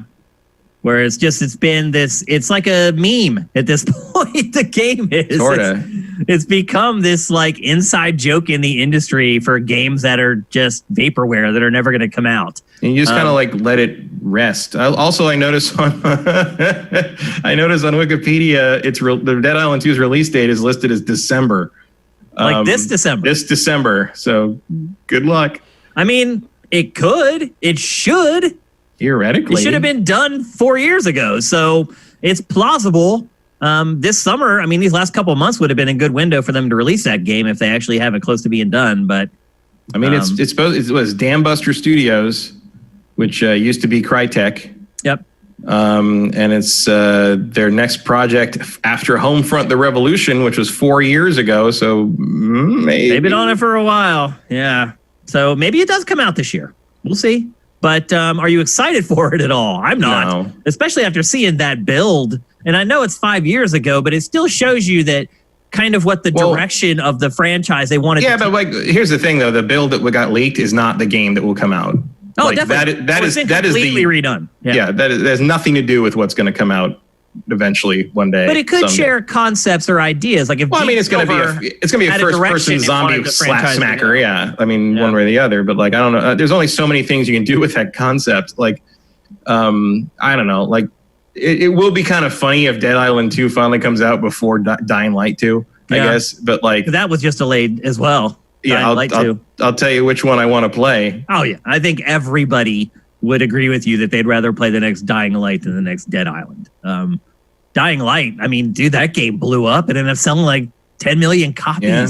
They still update it once in a while. Like, I've never seen support for that game was crazy. Like they're great. That studio, I really like that studio. Like, Techland's great. Techland is pretty freaking great. They're great communicating with their audience. They don't try to fool people. They're honest. They, again, I met with them at E3 this past year, and they're just great dudes. They get it. They understand. They understood like my job and what I do and what I needed to get from them to make sure I could talk about the game well on our shows. I have a lot of respect for those guys. So I don't know. I probably would never ever say that I want to see a zombie game canceled because I do love zombie movies, zombie TV shows, and most zombie video games, to be perfectly honest with you. So I'm never going to say I want it to go away or I want it to be canceled, but it ain't looking good.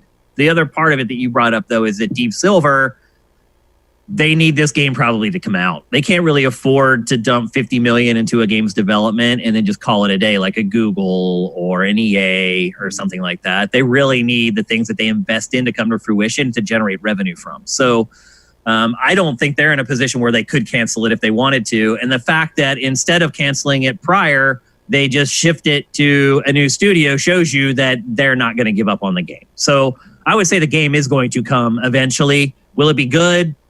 I doubt it, but it could be fine. And it could be out by the end of this year. That's absolutely possible. It's been in development for a long time. So, Mitch, did you play the first Dead Island? No, I've just heard of it. You didn't miss anything. I didn't miss anything. I know it's rep. Like, basically, I know it has a rep, and I think Yankee zombie killer. Yeah, that's pretty much what it is. And so I like having a sequel. I could care less, and I think that's. You guys are right on the button in regards to saying that this game is going to need to hold on its own, not holding on the name of Dead Island, because that means nothing, really. Yeah, I don't even know if you want to call it Dead Island 2 at this point. You're right. You may want to just title it something completely new altogether, to be honest with you. Yeah. I mean, the only people it takes place in California, so like maybe something... Like I mean, yeah, by the time this comes out, you're going to be closing in on 10 years. And it's not like Riptide or... Escape Dead Island made any waves really, so like I feel like if you just called it something completely different, like, and it also a better title would give you more leeway. It's like it's called Dead Island. Like and if you don't want to make all your games on islands, then maybe a name. Well, also like it's in California. California's not an island. Yeah, like although it may be. It's someday when we get the big one and it cracks off into the ocean and floats towards Hawaii. It would go up to Seattle, right? Yeah. Alaska, yeah. In like 35 million years. 35 million years, most of California will be up where Alaska is. Yeah. That's the direction the Pacific Plate's going. Could definitely happen. So anyway, that's the latest on Dead Island 2. I would not be surprised if we do start seeing stuff from this game like in the next 3 weeks, in all honesty. If it really is going to come out this year or anytime soon, this E3 season that's just about to hit, you should need to start talking about it. So yeah, I guess it might pop up in one of the like Sony or Microsoft's like game round, like reveal roundup things. Yep. I mean, apparently that Sony thing is over an hour on Thursday. Really? So that's one thing we should bring up actually is that Sony is having a big PlayStation 5 blowout on Thursday. Yeah, so it was a week delay. Yeah, so it was supposed to happen last Thursday. They postponed it for the George Floyd protests. And now I guess they feel like a week was a good enough grace period because it's going down on Thursday. And now you're saying it's going to be an hour long. That's what they said. It's going to be an hour long. Hell yeah! Over an hour. It said over an hour, 1080p, 30 frames a second, and wear headphones. Did you say 1080p 30? That's what the stream will be. Yeah. Interesting. That's weird. Well, they usually put it out in 4K. They put it up in 4K later. 1080. It's usually 1080 when they stream it, and then it's always 4K when they put the video up. But Matt, with the headphones, yes, they definitely pushed that really hard because I think they're going to test out. They want you to hear the 3D audio. What do they call it? They have a name for it. There's some name for it that they call it. I can't remember what I thought it was just called 3D audio. I thought they had some fancy mesh or something. I think the mesh word is the name of the program they use to pick your profile for your ear. Now, of course, you have to have like headphones that will work with 3D audio. You're not going to really see it. I think they should call it Cerny Surround. I wouldn't be surprised if that was like the work in progress name for it. Surround sound. Surrounds. Yep. So anyway, I wouldn't be surprised if we don't hear more about Dead Island 2 literally in like the next week or two. Yeah. It shouldn't be that long. And if we don't hear anything in the next like month and a half, then I'm guessing it might be canceled. Here's the thing about Dead Island. Like the best thing about the entire franchise are those two premiere trailers.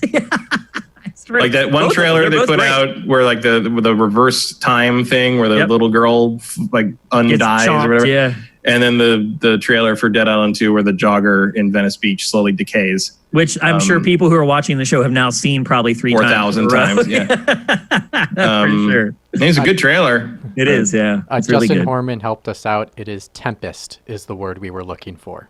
For what? Oh, It's the audio sound chip? thing. Sets for the Oh, okay. audio. Yeah. My guess is that's what they want people to experience. I mean, look, if you can wear normal headphones and it works, then that would be a very, very powerful demo. That's a tech trick and a Absolutely. half right there. Yep. Okay, let's move on. We're going to talk next about Sega. Something that we don't talk about nearly as much as we probably should, because Sega has kind of taken a backseat in the gaming industry over the last decade and a half now, I guess. More than that, really. Yep. Like 20 years. It's hard to believe. But the big news is that it is Sega's 60th anniversary. It was on June 3rd. They launched June 3rd, 1960 is when Sega started. So they just passed their 60th anniversary. Of a military like situation, actually, because that's what Sega stands for, is service games. Yep, that's true. A lot of people don't know that either. Came from the occupation of Japan post-war. That's right. Yep. And so it just passed its 60th anniversary. Obviously, Sega has had an insane history inside the gaming industry. I will say this, Sega didn't celebrate it as much as I thought. It kind of slid under the radar, and I wouldn't have even known about it if it wasn't for a product that Sega decided to announce on the anniversary. And that is Sega Game Gear Micro.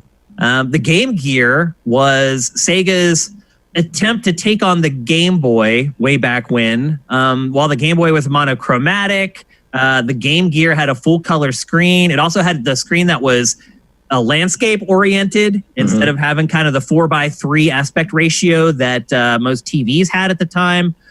Its battery life was abysmal. It would rip through 6 batteries in about 3 hours, and that's being generous. Honestly, like it depended on the game. Yeah. My experience was actually shorter than that, like closer to like an hour and a half or 2 hours. I never used it with batteries. You always used I always used the AC adapter. Like there was no point. It was not a portable system. You're right. It was frankly. pretty much just a console that played old Master System games. So at least that was the initial idea, was that the Game Gear would be very easy to port the library from the Master System to the Game Gear, so that Sega didn't have to spend a lot of... Basically, Sega was trying to avoid the problem that Nintendo has had for the last, 20 years, where it's trying to support a console and a handheld at the same time with unique software. It wanted to have the handheld and just port all the stuff from the Master System to it, and they thought that would be good enough. It ended up none of it was good enough. It did end up selling 11 million units, which I was pretty surprised to read. But the problem with it was that Sega just wasn't in a position where it could supply exclusive software for the Game Gear. And so instead, you just kept getting all these ports of old Sega games to it in conjunction with the battery life and all the other issues with it. It just eventually died. And obviously, we all know the Game Boy ended up reigning supreme. So to celebrate the 60th anniversary, Sega is re-releasing it kind of. They're putting out 4 different handhelds, and they're really small. You don't realize how little they are until the very end of the trailer, where they actually show human hands holding it. And it's literally they're this big. So there's 4 different ones. They're 4 different colors, and then each one of those comes with 4 different games. So if you want all of them, and right now in Japan, they're going on sale October 6th for around $50 a piece, depending on the exchange rate at the time. So to buy 16 Game Gear games and 4 little handhelds, you're going to spend $200.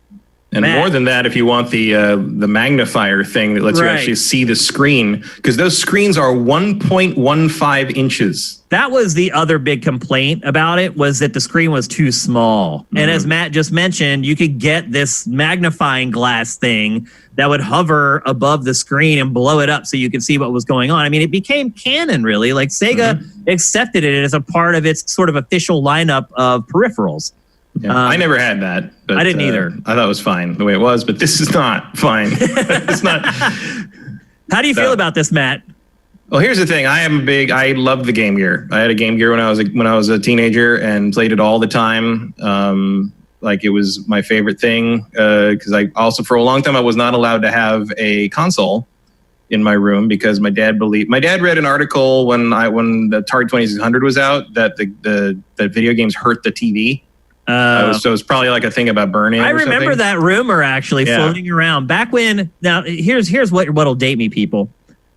back in the day, before cable TV, the way TVs worked was they had 2 screws on the back. And what you did was you had these kind of like hook things that had a wire on each one, and you slid those underneath the screws and then screwed the screw down. And that's how your TV got a signal and got channels. Well, when you would buy a video game console back then, you would get this little box with your console that had like a slider switch on it. And it also had the same pronged wires on it. And you would slide those underneath the antenna wire on your TV and then screw them both down. And then when you wanted to play the game, you'd slide the switch to game. If you wanted to go back to TV, you'd slide the switch back to TV. And I know that might blow your minds, but and then you had to have your TV on either channel 2 or channel 3. And a lot of the boxes that you got had a little switch on the bottom where you could switch from channel 2 to channel 3. And it mattered. For some reason, the reception that you would get on those channels would affect how clear the signal was from the video game machine on the TV. I know it sounds archaic. It depended because in some places there was no station on 2 or 3. Right. So you had to pick the one that had no local station on it. So like where I was, we had a channel 2, KTVU in San Francisco. So channel 3 was the channel you had to use for games. Yeah. It was a weird time. It certainly was, but made it work. But he read a thing that like basically said like you could hurt the TV by playing games on them. So I was not allowed to use play games on any TV because he didn't want his TVs hurt. So the rule became if I wanted to have video game consoles, I had to buy a TV or get a Vectrex. Because he was like, well, if you want to damage your own TV, that's up to you. So that is why I started working under the table at places at 13. Because I wanted a TV. That's funny. And but until then I had handhelds. Because that didn't require a TV. And a couple times I think I did try to point out, like, you'll notice I'm playing on a TV screen, on this tiny, tiny TV screen, and it is not being hurt. He's like, shut up. So that was the end of that. But I was big into the Game Gear. So yeah, Matt has something he wants to show you guys today. These are all my Game Gear games. How many do you have total? I don't know. This is like 8, 9, 10, 14... 20 something. Do you remember how many games ended up being released for it before it was? Oh, there was a couple hundred. Couple hundred? These are all my manuals. Do you have your Game Gear there so you can put it up on screen? No, my Game Gear is missing somewhere. Oh. I don't know where. It's probably in a box somewhere because it doesn't work anymore. The one interesting thing about it is, so I got it and I got it home and I played it for a while and I turned it off, went to bed, woke up the next morning, I went to turn it on again, and there was an ant in it. There was an ant in the screen, like running around the screen. And I'm like, there's an ant? Why is there an ant? And so I noticed it as I was going to turn. I turned it on and the ant just got fried. Got zapped. And so there's a dead fried ant in my Game Gear. So every time I would play it, I'd have to like shake the dead ant off the side so it wasn't on the video part of the screen. That's hilarious. And this is a little fold out thing. Like a poster, right? Yeah, it came. I am assuming. I opened it earlier. I'm assuming this came with Batman Returns. Yeah. Because it is Batman Returns. Yeah. I played that for the Sega Genesis when I was a kid. A bunch of these. Yeah. And here are your accessories, including you can see the TV tuner on the Game Gear there. Yep, you can see with football. That was what they always showed. Was you can watch football games on the Game Gear. That was the big thing. So yeah, I'm a big Game Gear fan, and I am not going to buy this bullshit because what? Dude, it's the biggest ripoff ever. Are you kidding me? Dude, those things, I guarantee you, they probably cost $3 to manufacture. Yeah. I would absolutely buy like a normal size or maybe even slightly smaller, like 3DS sized Game Gear Micro. I would buy a Game Gear console that hooked up to the TV and played stuff. But no, like, what are you doing? No. That's not a celebration, Matt. It's Sega celebrating getting like a 500,000 % profit margin on these things. That is nonsense. Yeah. So they come out October 6th in Japan. They haven't even announced them for the West yet, meaning US, Europe, North America, all that. Do you think they're going to come out here? And if they do you think that they will lower the price? I don't think they will come out here because either. I think Sega of America is going to look at that and be like, really? No, like, come on. Like, again, I think it would be cool to see Game Gear pop, like a Game Gear celebration thing pop up that is an actual decent size to play, or even like a micro console. Like, I mean, look, if the TurboGrafx can get one, yeah, because there's some great stuff on that system. The Sonic games are actually pretty good. The first one is just the Master System port. Although it has some really good music, some good versions of the Sonic themes in there, and other themes. One of the I think the second zone, maybe the third zone, like the song in that sounded familiar to me forever. And even like I brought it to college with me, and my roommate would play it and stuff. He's like, "Why do I know that song?" Everyone was like, "Why do I know this song?" And it wasn't until like a few months ago that I saw someone did a YouTube video about game songs that are ripoffs of other things. And it's the Full House theme. Like, that's what it was. I'm like, like 25 years. I wonder what that was. But like all the Sonic Chaos is really interesting. Triple Trouble is really interesting. Like, there's no version of that on anything else except, at the time. The Game Gear Shinobis, GD Shinobi and GD Shinobi 2, phenomenal Shinobi games. Incredibly good. Yeah. Also, the B-roll that we're showing for this shows almost every major game. Also some really good music from Yuzo Koshiro in those. Defenders of Oasis, solid Phantasy Star style RPG that almost no one's ever heard of. There's a decent Shining Force on it. Axe Battler, Legend of Golden Axe is this crazy like Zelda / fighting game action RPG that stars the guy with the barbarian guy from Golden Axe. Yep. Running around. It's a huge game. I played that game over and over again. There's a mediocre Castlevania ripoff called Vampire Master of Darkness that no one's ever played. Like, there's some like stuff on that system that never made it to anything else. Lost in time. There's sort of like lost games. Yeah, and it's like because of the resolution of the games, it's hard to even imagine them wanting to port them or update them So they're just kind of lost in time. Weird little things in a year to go. X-Men, the Games Master's Legacy. Not on anything else to my knowledge. Yeah. I'm not saying it's good. I'm not saying you want to play it. I'm just saying it's there. Yeah. So do you think these will turn into collector's items, Matt? Like, I mean, they might. Because they are expensive, and that is one of those things that kind of helps with collector's items. Was the initial cost pretty high? And they are, for sure. Look how dumb child me was. Look what I spent money on. Yeah. RoboCop versus Terminator. What do you do? Why wouldn't you, man? It was terrible. I mean, there's no way to know that. Dude, you just love RoboCop and Terminator. That's the other problem that was like the kind of problems of the day when you owned handheld systems. This is a problem for Game Boy people too. Not a lot of rentals. No. Like, you couldn't really rent handheld games. GBA you could at Blockbuster. They rented GBA. Yeah, later on they did that. But like, that's it. Yeah, there was one store in Palo Alto, like down the street from Stanford, that rented everything. They rented Lynx games and Game Gear games. I did a lot of renting from them, and then they closed because that's not a very lucrative business, turns out. But it was good times. So we've talked about the Game Gear for a good bit, and the Micro, again, which is coming out October 6th in Japan. Let's talk about Sega in general, because this is its 60th anniversary. That's a huge deal. It's a company that has had several different phases. So I did want to kind of go back and pick a best and worst Sega moments, and then pick the best and worst Sega platforms. So Matt, let's start with best Sega moment ever. What's your pick? Ever? Yeah. Like business-wise or like game-wise? Just whatever resonates with you for Sega.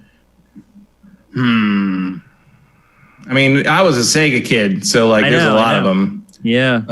So I guess it could be Sonic 1, which I played to completion until 3 a.m, and then as soon as I finished it, started again, which I rarely have ever done in my life. Yeah. I mean, the big one is probably getting a Dreamcast.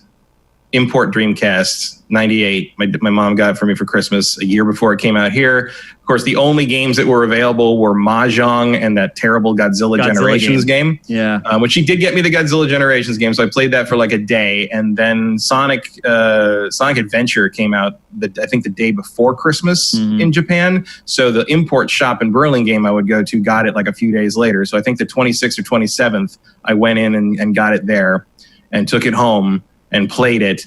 And I specifically remember I played the first level. Everyone kind of seen like on the beach with the killer whale and all that stuff. Everyone said, "Oh, that was really cool." And I got to the second level. In the middle of the second level, a tornado hits and like sucks Like the a whole real level one. up. Like it's like What do you mean in the game? In the game, Oh. like the tornado hit. We didn't have tornadoes in San Francisco. But like a tornado hits and like sucks the whole level in, and the level becomes like a manure. And when the tornado hits and it pulls back and Sonic sees it and everything in the level gets sucked into it, I remember I just started laughing. Like I was because I couldn't believe like the game Super Mario looked that 64. Yeah, the first time I played it, it Yeah. just made me laugh. I didn't know how to react to it. So I just started laughing, and that's all that. My mom did the same thing the first time she played it. However, I was asking for Sega's best moment, not like your best moment related to Sega, the company Sega's best moment ever. Oh, does it have any of those? Somebody said that in chat. Eric Cartmenes said, "Is there a best Sega moment?"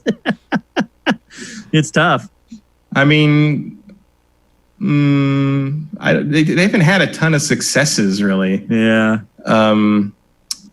Like I guess the Genesis, like putting the Genesis out ahead of the Super Nintendo, and like how kind of almost overnight, like because Sega wasn't a factor during the NES period. Like Master System. I had a couple friends with Master Systems. I had the Game Gear. Like we liked them, but we knew we were like kind of the hipster alternative kids because everyone had an NES. Yep. And when Genesis came out, I remember a couple of my friends got one. One of my friends got one because his mom was like worked in marketing for Sega. Like a marketing company was handling Sega, so he got a Genesis before it even came out. And like I remember, we were at his house before we were going to go out to like back to the park or something. I think to play baseball actually. But he had a Genesis. This Genesis was sitting there, and we were like, "What the fuck? What? Like, where did?" And so we played some Altered Beast, and his older brother, his friends came in, and his older brother and his friends did not care about video games. Like they were like, "Whatever, that's for baby." Like they were like the typical mainstream perspective on games. Born in like 70, they were a little too old to care. Yeah. They came in, and one of them, like the biggest jerk about the NES stuff, came in and saw this. And it's like, "When did you get a Genesis?" And I was like, "Why does he know what a Genesis is?" Like to know what a Genesis was at that point, you would have had to basically been reading the game magazines, right? Like it wasn't out yet. Yeah. And so I was like, "Oh, he's paying attention to this. There must be something maybe to ain't it." so bad. So I guess that's probably the biggest success they ever had. Like, I mean, they really spent the remaining 10 years of their existence as a console manufacturer trying to recapture that moment. I'd agree with that, but my moment is 9999. And I was around for all the stuff that you talked about, but I was never so hype for a Sega product as I was on 9999. I was all in. It was the first real launch event that I had ever like really gone to. I don't know if it was really the first like everybody's mobbing the GameStop launch event, but it was the first one I had ever been a part of. As far as going, pre-ordering it, going like 5 hours before the store opens, standing in line with a bunch of gamers, waiting for them to open the doors, going in and get your... That was the first time I had ever gone through any of that. And the other thing I would say about it is that the Dreamcast delivered. It was great. The hardware was good. The games were great. It's not Sega's fault that everybody chose PlayStation over the Dreamcast and decided to, devote their resources to PlayStation 2.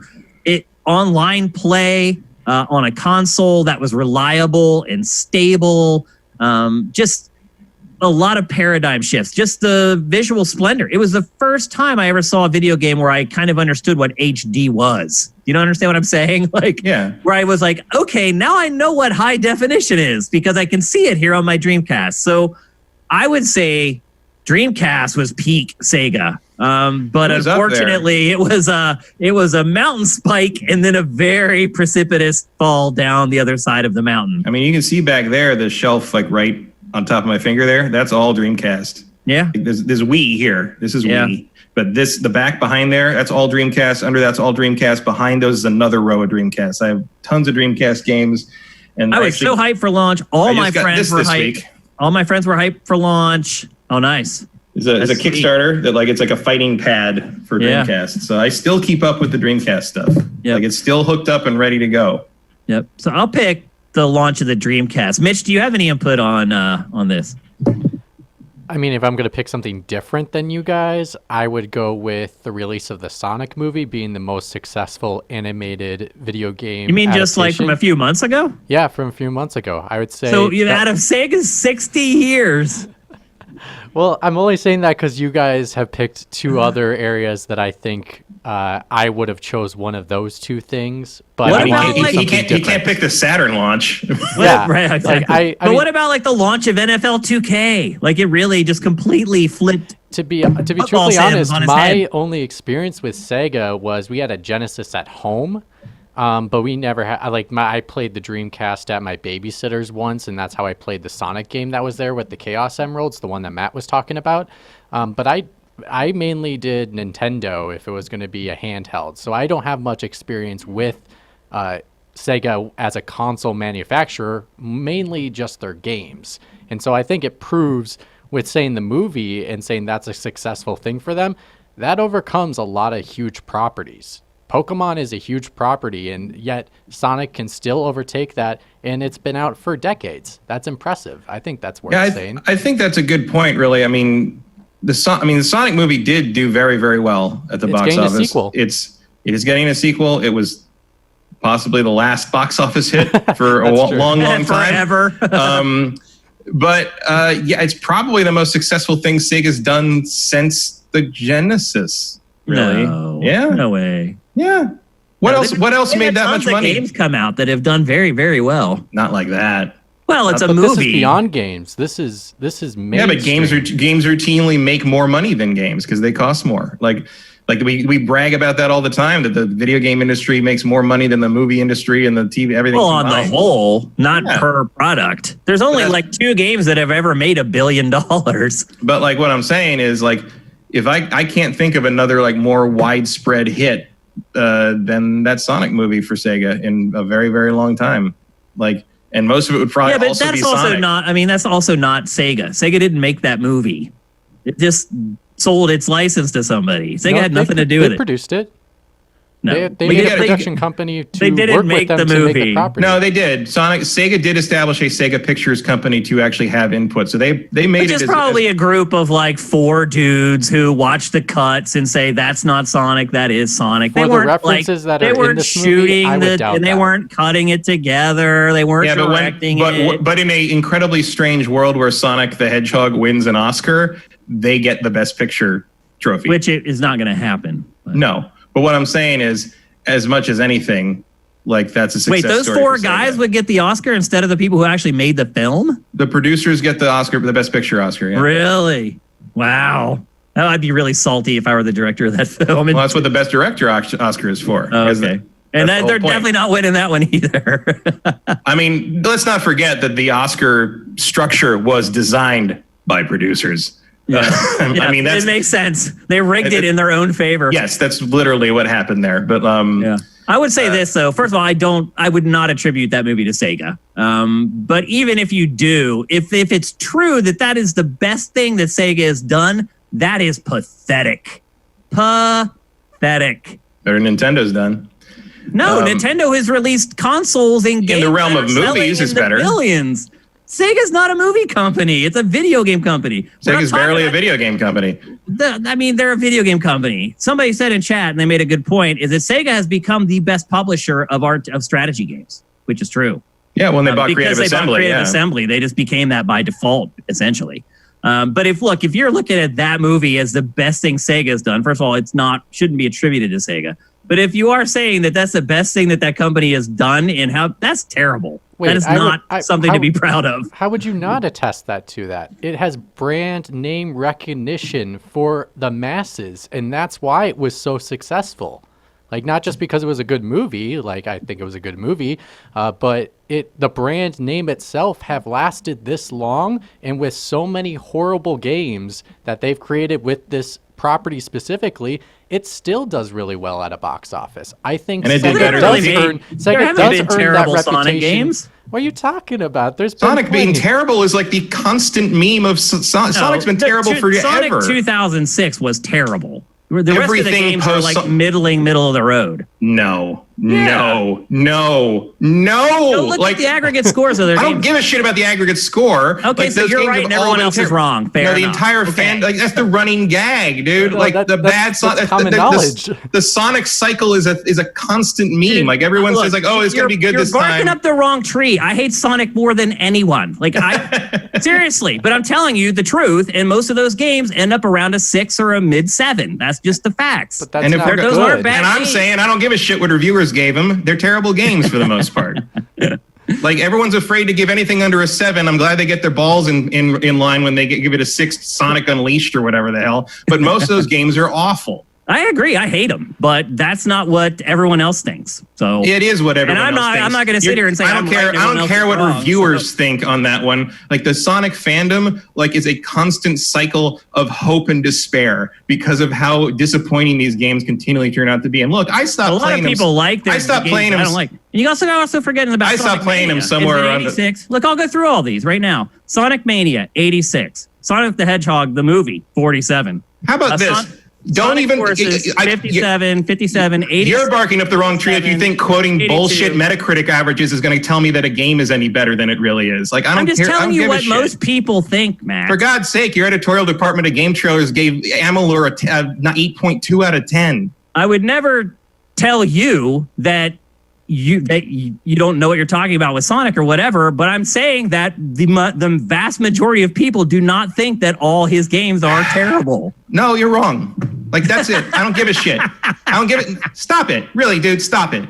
Like really stop it. I am involved in the Sonic fandom more than you are. The fans do You're not talking think the about series the is any fandom, good. though. I'm not talking Yeah, about the people who average actually play the person. fucking games. I don't care what 15 game reviewers thought in comparison to millions of Sonic fans. I mean, who I don't actually know. I'm finally looking at showed up and Metacritic. embraced the I can goddamn find- movie. I can find one Sonic game on Metacritic ever that rated below a 50, and that was Rise of Lyric at a 32. Everything else. Wait a in minute. fact, Where's most everything 2006? got, like, a 2006 7 or didn't an rate 8 or over. higher. Did 2006 rate over a 50? No way. I don't know. Bullshit. I don't know. Some people gave that game. No, it got a 46. Play Magazine could not 40, have tilted that 46 hard. for Sonic 2006. So you think 46. you think 46 is an accurate rating of that game, and you're going to use the rest of the considering review one guy scores gave it to a prove the others are decent? Considering one guy gave it a perfect 10 that threw the whole thing out of whack. Like, Who gave it a perfect 10? remember that dude in the magazine? You've talked about it like 100 times on GameFace. Halverson gave it a 9.5. He did say Whatever. the load times were a little Let's move long. on. This is getting absurd. And then he downgraded it to an 8.5 when all the issues Okay, weren't let's fixed. talk about the worst moments from Sega's history. I'll start. I'll go with the Sega Saturn because it was dead in the water when it got there. It Well, be never specific. Really had Be any specific hope. about that launch. Tell the launch story. We've Or I'll told tell the the launch launch. story. We've told the launch story of the Sega Saturn like 100 I mean, times. it's really the story of how Sony won Sony before they schooled even Sega. tried. Yeah. Yeah. But that to me was that was the lowest point. And if I did have to point at a single moment that was the worst for Sega, it would be that press conference at E3 where Sony walked up and said the price of PlayStation 1 and walked off. I mean, I So- think that's incontrovertibly it. Yeah. Like, there's no. I mean, that's Because that really nothing was ever the was beginning good of the again. end for Sega. Yeah, nothing. They never recovered from that. There was no way to recover from that. Yeah. There's no way to recover from charging $100 more and expecting people to buy Bug and Clockwork Knight. Like there was Yep. just no way around that. I think the second worst would probably be when they shut down the Dreamcast. Yeah. Like Or the not Sega CD. that it was a bad move, but it's just like it was sad. Yeah. Well, it was sad for me because I literally was working in the same building as them. Right. And Well, I mean, it worked out for us because we got to go upstairs and buy Dreamcast for $2. But like for nothing. Yeah.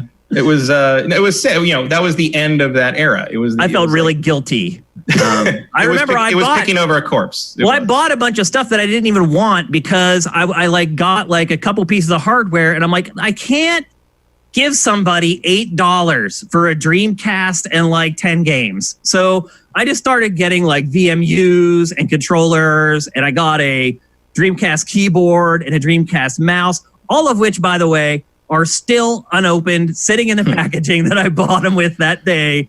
They gave me no use whatsoever The because it mouse and pretty the much keyboard ended. might be worth something now. It's still brand new in the box. Brand new. You All should of it look up is. some eBay prices on those. Yeah, if I you have don't want them. 5 VMUs. still brand new in the box, still with that plastic tab that you have to pull out to activate the battery. Like I just, God, I wonder if those batteries have corroded by now. They might have. They're still in the box. I haven't opened them. I just felt so bad. I was like, I can't pay $8 for a Dreamcast. I can't. So I just started buying stuff just so I could give them more money. And I ended up never even using most of it. So that probably is personally, like going back to how you like related a personal story to it at the beginning. That was probably personally my lowest day as a Sega consumer. But I think Sega as a company's lowest day was the Saturn for sure. Mitch, you have anything outside of that you want to discuss? No. Okay. I mean, you could also go with the 32X if you wanted to, but yeah, just wasn't Sega that CD, important. 32X, those are all black eyes for Sega for the most part. But 32X wasn't like the gut shot. Yeah. Do you think Sega will last another 60 years, Matt? I don't know if we're going to last another 60 years. Well, we're not. I definitely won't. I'm saying, do you think 60 years from now, Sega will still exist as a company? I'm going to say no. Yeah. I'd probably go that way too. Because I just don't see upward momentum for Sega. It hasn't managed to come up with new ideas that people like. It's still milking its old IP.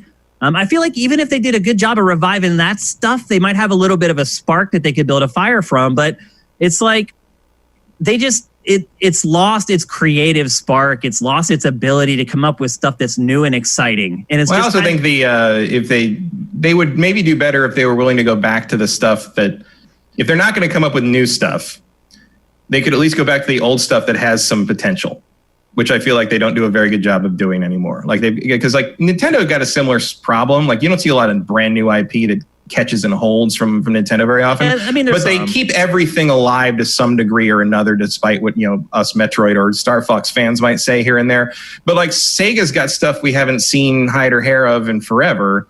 But then you try to revive it, and it always falls on his face. It's always just a Golden weird Axe or Beast Rider, and like. But it's like, is it? Are you really going to tell me that like a really well-made, well-done Jet Set radio game couldn't get some traction today? It could. Or I like, think a great Sonic game would be gigantic. Yeah, like, or a good Phantasy Star character. Yeah. Like I know Phantasy Star Online 2 finally just hit Xbox and PC this past week or so. Yeah. But like, what about a really good single-player like Dragon Quest style? Like Xenoblade style Phantasy Star, like a real Phantasy Star. Yeah. Like I mean, why not? Do well, but I just or Shinobi. Where the fuck is Shinobi? I know. People. You have to find the right partners to build these games. The only real thing, and I think the one sliver of what you said about the Sonic movie, I will agree with, is that's the only thing Sega has. Sonic is the only thing Sega has that kind of cachet today, and I think some of their other properties could. But they just let them languish. Yeah. So like Sonic for all his bad games and his shitty friends polluting his franchise has still been here the whole time. Yeah. And I think that's the key. Also, he wasn't on the Saturn, and that was probably a problem for the Saturn too. That was a huge problem. Especially coming off, Sonic CD, which in my opinion is probably the best 2D Sonic or the best Sonic ever. That is one of the. So I would agree with that on Sonic CD for the most part. The fandom hates that game. I know. I'm well aware. Weird. It is weird. They all love Sonic 3, which is basically where I started to lose interest. Me too. Yeah. Well, I guess you can see why I'm not a Sega fanboy. One of a million reasons. Well, I was a Sega fanboy for reasons other than Sonic. Yeah. Mitch, do you think Sega will be around in 60 years? I think in the trajectory they're in, it's a potential possibility, but mostly unlikely. I think Sonic Mania has kind of shown good faith to the Sonic fans that they can still make good Sonic games, even though it's like if I remember right, it's like a rehash of the first game, basically, or the second game of certain levels. But with the movie on top of this, there is potential that they could start swinging and turning itself around. They have the opportunity. They just have to take advantage of it. They've already waited too long after the movie. Like, they needed a Sonic game that came out while the movie was in theaters. It's too late now. Maybe when the sequel movie comes out. Or even a next-gen game is coming out, and we just haven't seen it yet. We may see next-gen Sonic in the next 2 weeks.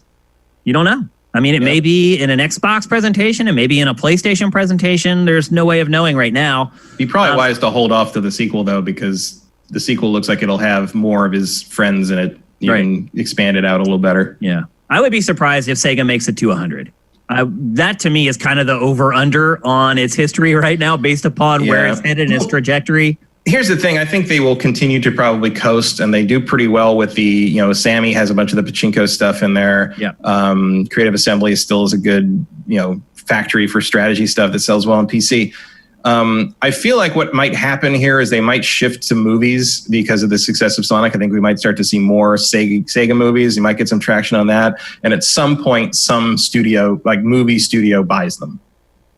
Interesting. A movie studio. Disney absorbs them or something. And just to get the IP. I think the company wouldn't last, but the IP would last 60 years. Yeah, I think Sonic will be around in 60 years. I just don't know who will own him. Yeah. I'm asking about Sega, not Sonic. Yeah. Sega as a company.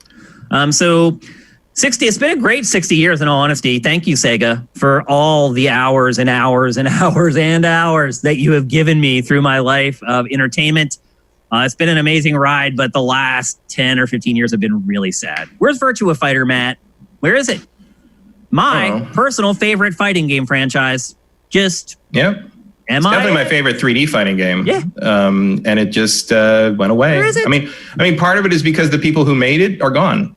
Yep. Like Yu Suzuki left, and all those people. AM2 is not the same team it used to be. It's the same thing with a lot of that. So it's like I would love to see another Panzer Dragoon game. But are the people who made Panzer Dragoon a really cool series there anymore? Like who makes it? You'd have to get the band back together, basically. Yeah. And like Yu Suzuki doesn't seem to want to do that. He wants to make really boring Shenmue games. So. He does. So anyway, there you go. It's Sega's 60th anniversary. We're very appreciative for everything that company has done. And let's be honest, without Sega, we wouldn't be sitting here right now doing a podcast about video games because the industry would not be anything like what it is now if it weren't for Sega. Just think about the innovations it's had through the years. Not all have worked, but it was brave at certain points in its history. So that's one of the reasons also that Genesis is a big moment, not because of the success or impact it had for Sega so much as if the Genesis hadn't come out, nothing would have prompted Nintendo to move forward with things. Like Nintendo would have been very, if you read the stuff about like kind of the histories of that era, the management of Nintendo at the time would have been very happy to ride that NES for another 6-7 years. Absolutely. Not forever. Like that's just what video games would have been. And so Sega Mitch, are you showing the Sonic movie right now? I apologize. I showed there's a copyright strike. Done. Shoot. Sorry. I didn't have it in there. I didn't load it in. You had it in there. Oh, I must just grab Sonic or whatever. I noticed. Don't run anymore because I'm going to have to go and manually edit all that out now. In fact, we need to remove those from the TriCaster. Okay, sounds good. Are they hardcore about that? Oh, yeah. At first, they weren't. So when we published the shows where we talked about the Sonic movie, they were fine. They all went through copyright, okay. And now over the last 3 weeks, the movie studio, is it Paramount, I think, that owns it? Yeah. Yes. Yeah, they have gone back now and started fingerprinting all the trailers for the movie. And so all these old episodes of GameFace have started popping up copyright. It's an eternal battle that I wage behind the scenes at all times with YouTube. I was going to be apologizing because I accidentally showed them the first character design of Sonic and how horrible it looks and said, I need to change this very quickly. No, you know what? That old character design may have not popped copyright, actually. Well, I switched between both trailers, so it might be there. But yeah, that's bad. Well, I'll fix it when we get into edit. But anyway, it's Sega's 60th anniversary, birthday, whatever you want to call it. Congratulations. I don't think that they'll see another 60 unless they have a drastic change in leadership and direction.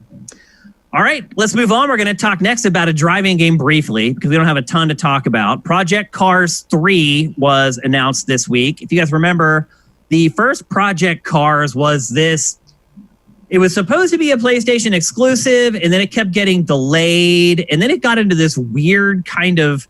Do you remember the story entirely about this, Matt? Didn't it get into some weird place where it was like, going to go multi-platform, but it wasn't allowed to yet? It's all fuzzy to me. I don't remember. I was very unclear on all that, and sometimes I confuse it with the people who made Drive Club.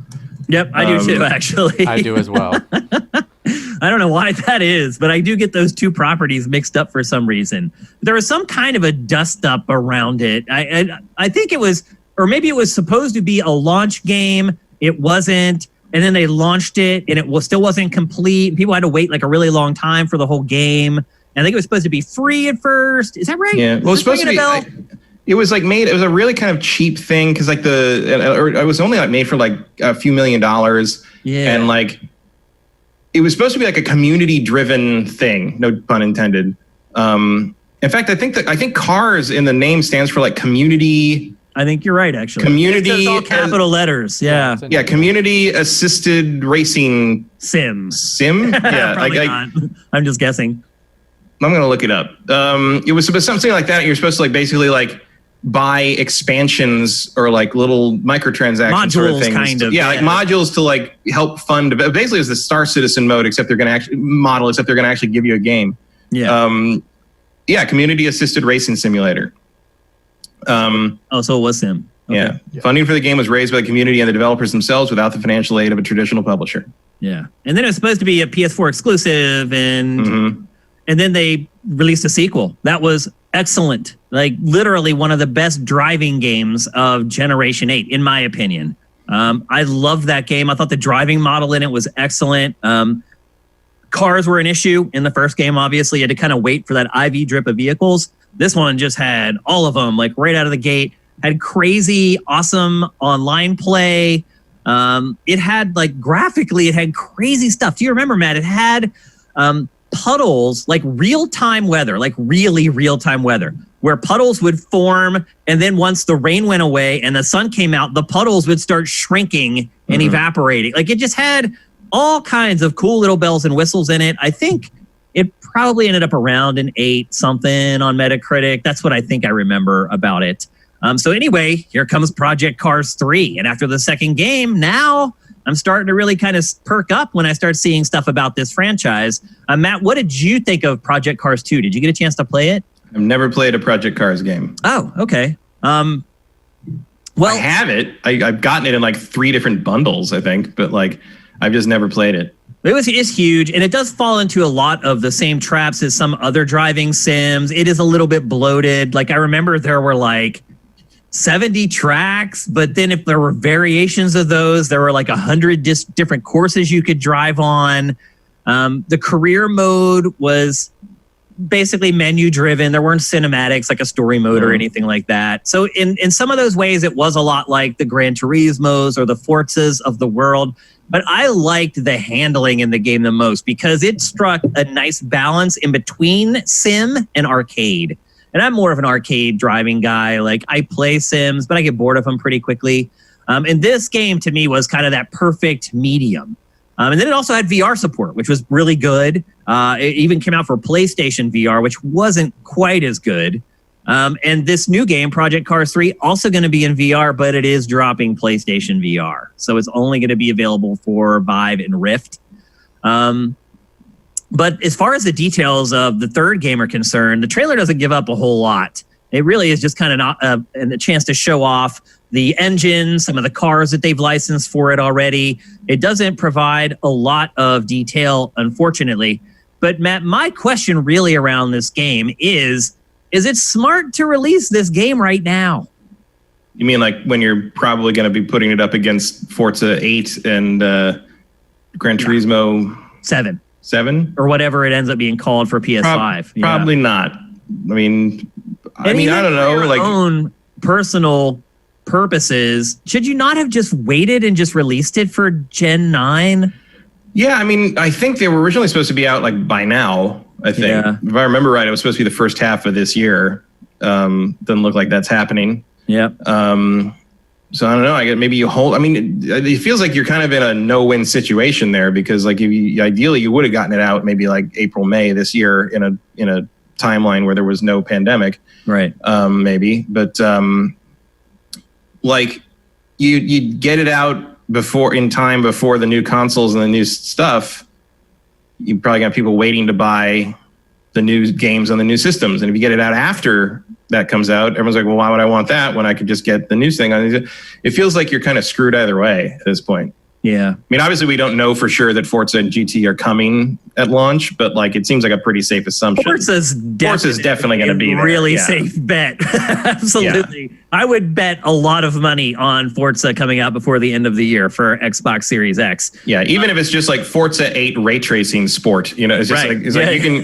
It's just a garage full of cars we bounce light off of, and that's it. Like it's Now I will say this, like. These games are very pretty. Like Project Cars games. I mean, Project Cars 2 is probably the best looking driving sim for the next like couple years after it was released. And like I'm talking about the puddles and the attention to detail that they have in the game.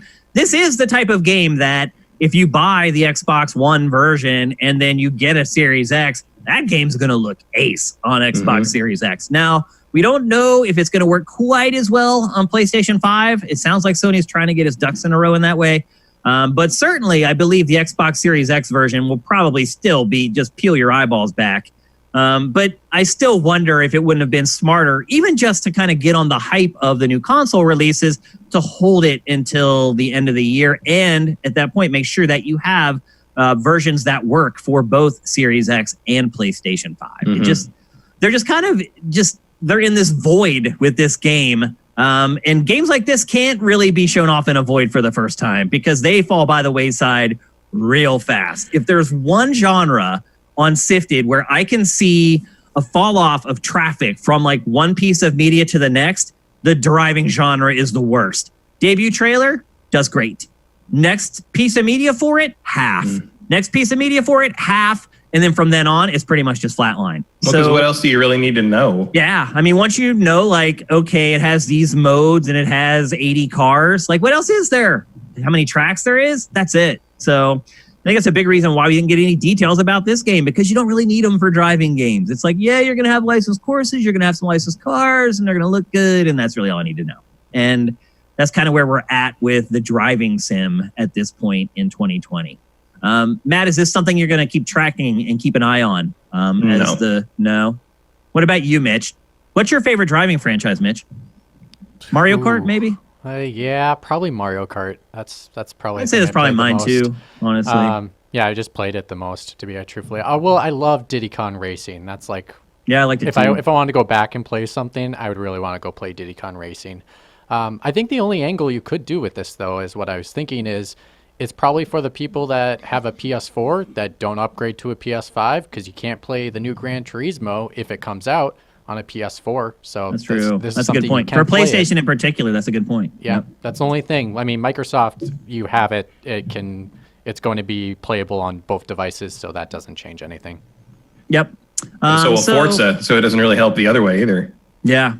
We don't have a hard release date for Project Cars 3. They're just saying before the end of 2020 or the summer, I think is what they're saying right now. So the third quarter, essentially. But we don't have a hard date for it yet. It's coming to PC, PS4, and Xbox One. Will we tackle it again on GameFace? Probably when it comes out, but probably not until then. All this crazy E3 replacement stuff is about to kick off, and things are about to get awesome. All right, let's close out the show with our last topic. We're going to talk about, I guess, the biggest game of the week. This was really a slow week. I'm surprised that we're going to get this episode all the way out to the full 3 hours, by the way. I really didn't think we would, but here we are. We've made it. And it's been really slow because a lot of stuff that was supposed to happen this week all got pushed a week because of the George Floyd protests. So next week's show is going to be ace. I guarantee it. But anyway, the biggest game this week, definitely that people are talking about, is Valorant. And I don't know if I'm saying it right. I think I'm close. I think it's close enough that you guys understand what I'm talking about. It's Riot's brand new first-person shooter, free-to-play first-person shooter, I should add as well, which is a really important caveat. Matt, have you had a chance to play it? I'm guessing not. No, I didn't even know it came out until yesterday. Oh, okay. Like I saw people talking about it, but like I just the chatter about it was so kind of a low constant roar because of the beta and the Twitch stuff and all that, like because it was taken off on Twitch so much that I just like didn't realize that anything significant had happened with it. Yep. So I've been playing it a good bit. I've been playing it basically since it came out. I think I missed the first day that they put it up out of beta and just made it free to play for everybody. And it's become one of these games where I keep it down in my tray of my PC, and then I'm working, and then I'm like, okay, I got 20 minutes free.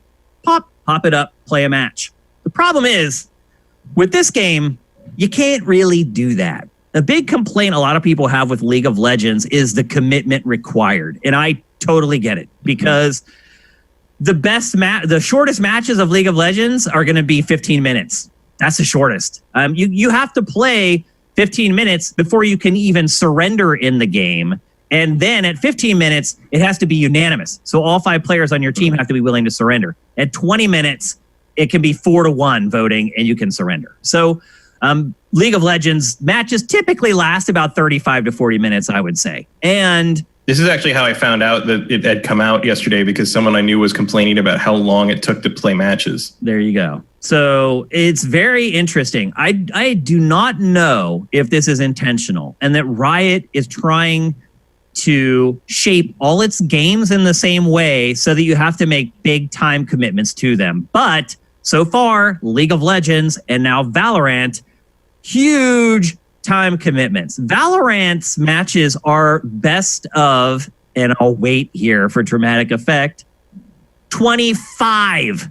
Wow. 25. Okay, so he's like, I can't believe I got to play 13 matches of this, and I thought he was kidding. No, you play play 13 if you win all 13. Yeah, that's win straight out. That's best case scenario is you play 13 matches. It's crazy. Like, I don't know what they're thinking. Now, I will say this. So Valorant is Counter-Strike with like supers, basically. It plays like Counter-Strike mostly. You have a huge bank of weapons that you buy, and you have a dollar amount. When you start the first round of every match, you can pretty much only use a pistol. After that match is over, generally you'll have enough money to then buy an assault rifle or a shotgun. And then obviously as you get kills or complete objectives, you get points. And one thing that is cool about it is that you can buy stuff for other players on your team, which is nice. You don't just have to worry about your bank. And in fact, there are cases where I got to a point where I found a couple guns that I really liked. And so I wasn't spending a lot of money like buying weapons anymore. And if like one of my teammates was out of cash, I would just buy him what he wanted. And you can just drop your weapons on the ground and then somebody else can pick them up. And that works with enemies too. So if you kill an enemy who has a better weapon than you, say you're stuck with a pistol, you can just pick up the weapon that he was using and use it. And it's a very important and viable strategy, I would also add. So they are 13 wins to win each match. There's really one mode so far, and it's basically where you plant a bomb and then the counter ticks down and you wait for it to explode. And like all games like this, where if you die, you're out of the match until the next round starts, matches never finish with finishing the objective. I think I played 3 games since it launched where somebody actually detonated the spike.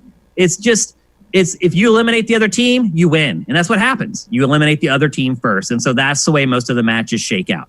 Oh, I've been experiencing the complete opposite. Like most of the games I played, people have been detonating. I'm not even exaggerating. Literally like 3 times in a week I've seen that spike detonated. See, I mean, I think I've not seen it not once detonated because we got killed before we could detonate it, but besides that, that's what I'm talking about. That's what I'm talking about. That's how you win the match, by killing the other team. You don't have to worry about the spike. I know, but we were heading to put the spike down and we got ambushed. They kind of surrounded us and killed us before we even can go place it. So, but usually we did place the spike. That is just your team, man. You're the only ones playing like that.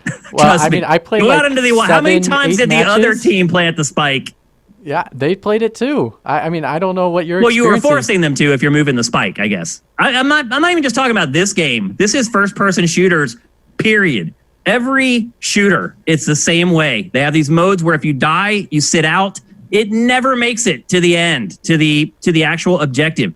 One of the teams dies way before that ever happens. It's always been that way. It will always be that way. I'm not complaining. Sure. I'm just pointing out that the modes don't matter that much in any of these games because literally like 90% of the matches end with just the other team getting completely killed before the other team can. And so the fact that it only has one mode doesn't really have as big an impact as you might expect is what I was trying to get at. Because you say one mode and people are like, oh my God, there's only one mode. Well, you only need one mode is what I'm getting at for the most part. Yeah. There are 10 characters, I believe. That was what my count was. But it's hard to figure out because you unlock them as you go. You can't use them all right at the beginning. And as you level up, then you create contracts that you can use to unlock new characters for play. The characters, and Mitch, you can obviously chime in here as well. I don't really give a crap about any of the characters. They don't resonate with me. They don't seem to have a unique personality. There's the one guy who can disappear and kind of teleport, and he's goofy and weird, but at least he's something different. The rest of the characters in it, you could put a character from Valorant next to a character from Overwatch, and as someone who doesn't play a ton of Overwatch, I would probably get some of them wrong. I would think that some of them were Overwatch characters because they're just very generic fantasy styled characters. I never found a main that I really like to play as. And I think part of that is that because this is one place where it does differ from those hero shooters, and it's more like a game like Counter-Strike. And that is, for the most part, all the characters are the same. They can all carry the same weapons. They can all use the same weapons. Each one has a super that's unique to them and one other ability that's unique to them. And the rest of it is just typical guns, which is also weird. It's weird having these traditional weapons in this fantasy, like sci-fi setting, because they're like shotgun, assault rifle, SMG, and they don't even try to rename them and call them like Hyper Blaster or anything like that. They're literally just SMGs. So it's a little weird. With all that said, like, I never felt like there was a lack of content. There's only 3 maps. Mish, did you count more than 3 maps playing? I don't remember seeing more than 3. I counted 4. 4? Yeah, and the one thing about the maps that I would say is that they're very wide ranged. Like, I've had a map where it was extremely close countered, so we got ambushed really quick, and we found that there was a way you could easily like box everybody in and just take them all out before they could put their device down. But then there's also a map where it is extremely spread out, but it does help you by having teleportation zones where you can teleport to the other side of the map, so you're not spending so much time trying to walk to the other side of the map because it's so big. So I think even with the different sizes, they do balance it really well. I didn't think the maps were too big at all. I thought the maps were pretty small, to be honest. Most of them are pretty small, but there was one that was huge, and I was like, wow, this is I'm wondering if you played something that I never played, because I've never teleported in a map. It's basically like it was a gate. I opened, and it was like a portal field. Just like went into it. I've never seen one of those. Okay, so you probably didn't play that map, but yeah, that's that was the biggest one. That was the only one that was like huge. The rest of them have been medium to pretty small and compact. So like instantly, usually within 2 seconds of starting the match, you're going to run into somebody and you're going to have to shoot. Well, no, you can't, because there's the period that you wait before you can even fight. No, I mean after that period, within 2 seconds of that period being done. We should explain that, actually. We should have explained that already to people. So the way the game works is the game starts, but the match hasn't even started yet. You have a buy period where you can buy stuff. Although you can buy stuff during the whole match, but they prompt you to like, no, you can't. Okay, you can't? No, they wouldn't let me buy it because I used a special and I tried to rebuy it and it wouldn't let me buy it. Oh, well, yeah, the specials. But I'm talking about like your guns and your ammo. Can you not buy those mid-match? No, you cannot buy mid-match. Oh, I thought for sure you could. It's all about pre-plan. So you have to. I've never run out of ammo. I haven't either. Like, I mean, to be honest, I didn't even run into the situation where I didn't have any money. Like, I always have plenty of funds.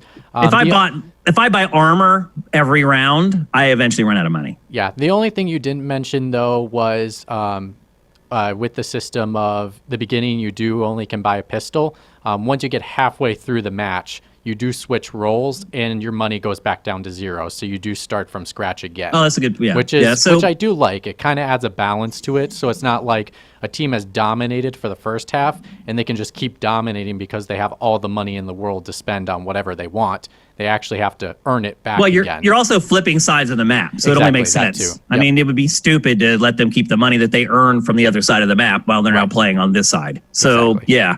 So basically what happens is you have that buy period, and then if you actually move through the map, there are doors with force fields in front of them to keep you from engaging the enemy. And then there's a countdown, the shields go away, and then it's on. And then once the fighting starts, that's when you start talking about how the gunplay works. The first thing I would say about this game is that it is the exact opposite of run and gun. In fact, you cannot really run and gun in this game. You're not supposed to.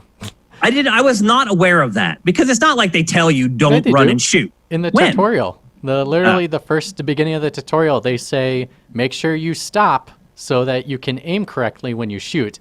And actually, I completely missed that. It was fun because I completely missed it because I started playing it and I'm like, dude, why am I not hitting anything? And it went through game after game after game. Like there's somebody like 2 feet away from me. My reticule is like right in their chest and it's just the bullets are just flying all over the place. No. And I'm like, what is going on? So eventually I went and Googled it and they're like, you can't move and shoot at the same. You can, but you're never going to hit anything. So it's this the anti literally Call of Duty, basically. Like some kid on chat with me saying was like, he was saying. Wait, did you say it's like Call of Duty? No, he said it's not like. It's the opposite. So, so he was telling some dude, he's like, dude, it's not Call of Duty. Stop. It's not. Stop to shoot. Which for me, as a person that's not good with Call of Duty, that's where I like this. It gets absurd though, I think. It helps.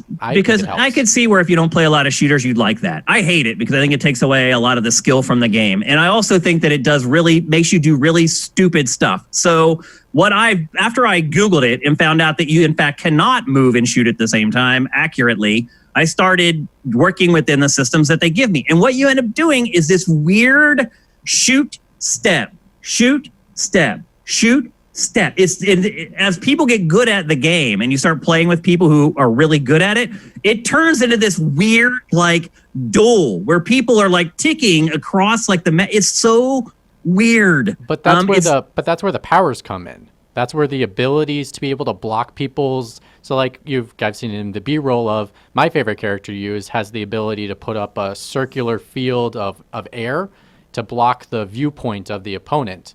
And also that's what all the power-ups do. They're all vision obstructors. Vision obstructors. But then she also has one that I like, which is she has a speed run, which she can basically go through those fields really quick. So I can hop out really quick if I see someone in the corner, just come right out and then wait, just turn a little bit and then shoot them.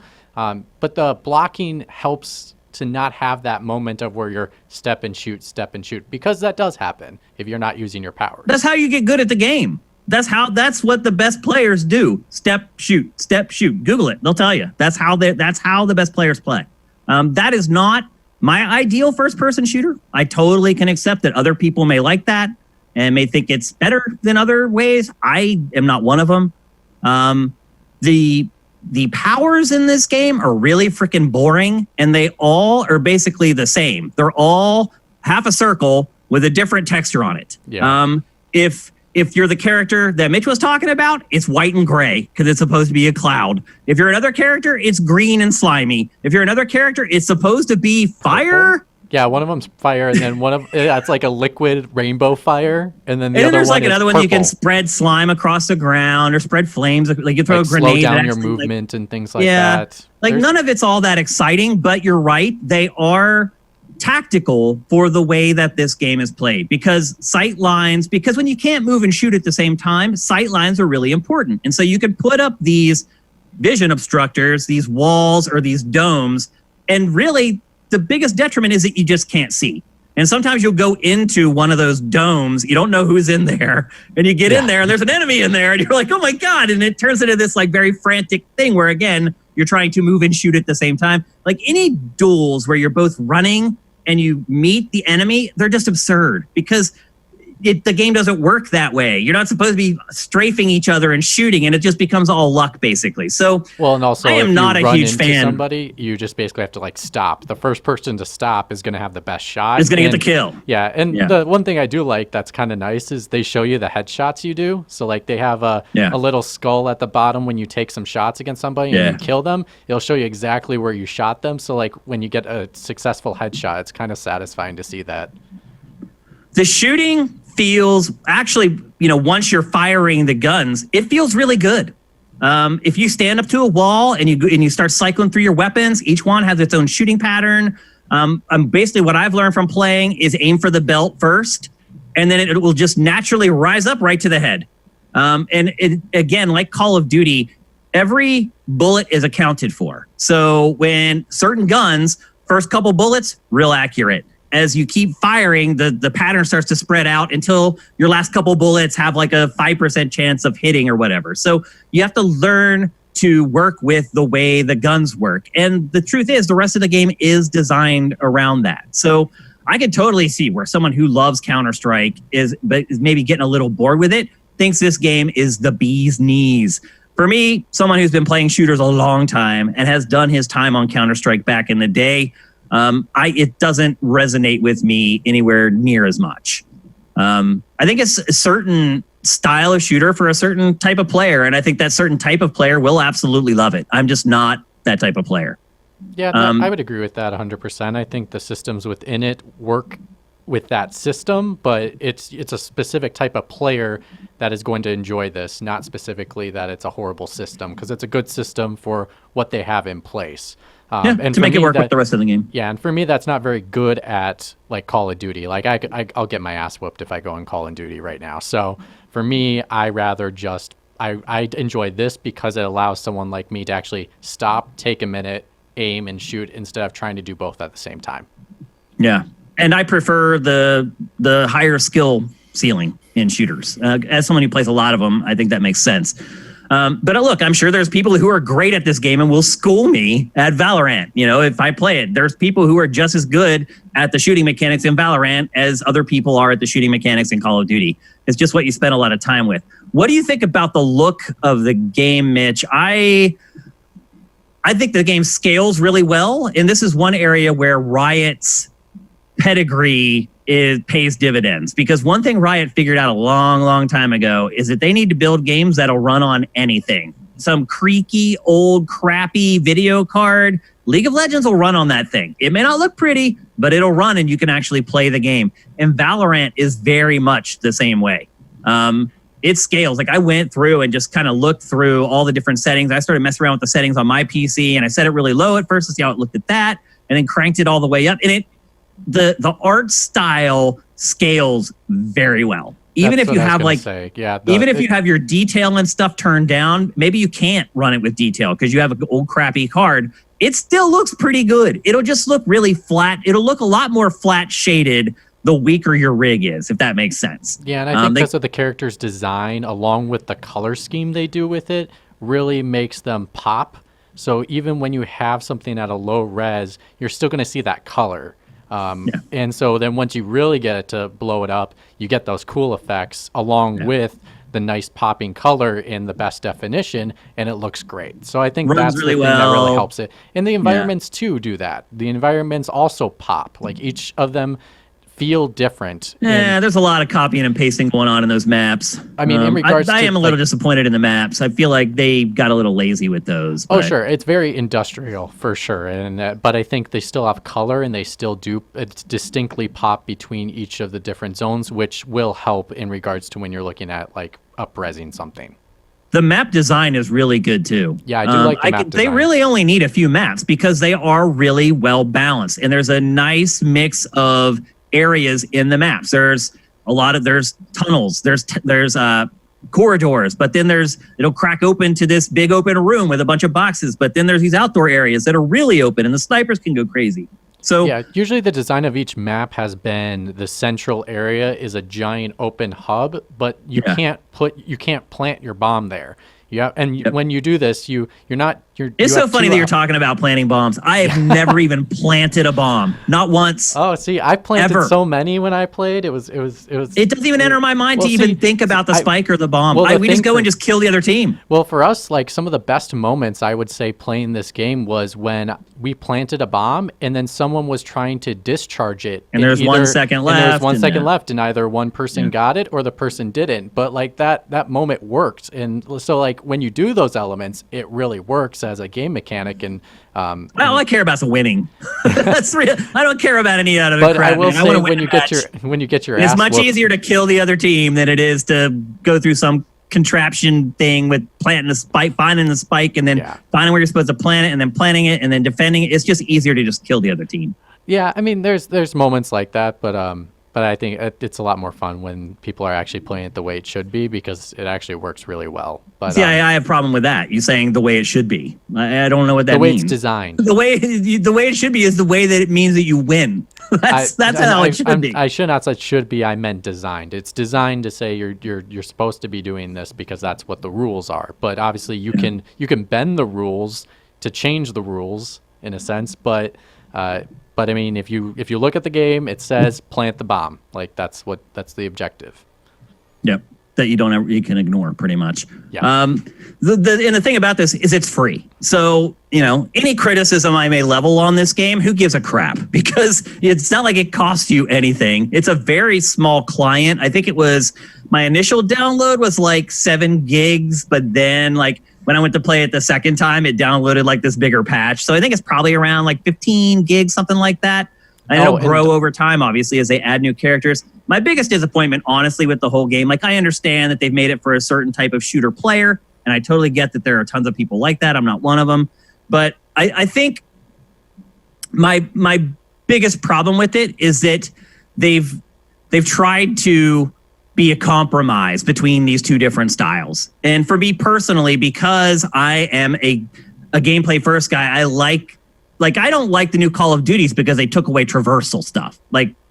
And most people love the new Call of Duties. I don't. I like the ones that allowed you to wall run or gave you a jetpack. So that's where I am on the scale of the shooter scale. And this one's like all the way on the other side. So again, certain people are going to really resonate with this. I think if you're a Counter-Strike player and you're looking for something a little spicier, you're probably going to love this game. But if you've played Counter-Strike, yeah, the reverse of that will not be true, though. If you've played Counter-Strike and you didn't like it, the additions of the character-based stuff is not going to be enough to make you like the game. To me, it is more Counter-Strike than Overwatch, if that makes sense. And the last thing I'd probably say about it is the progression.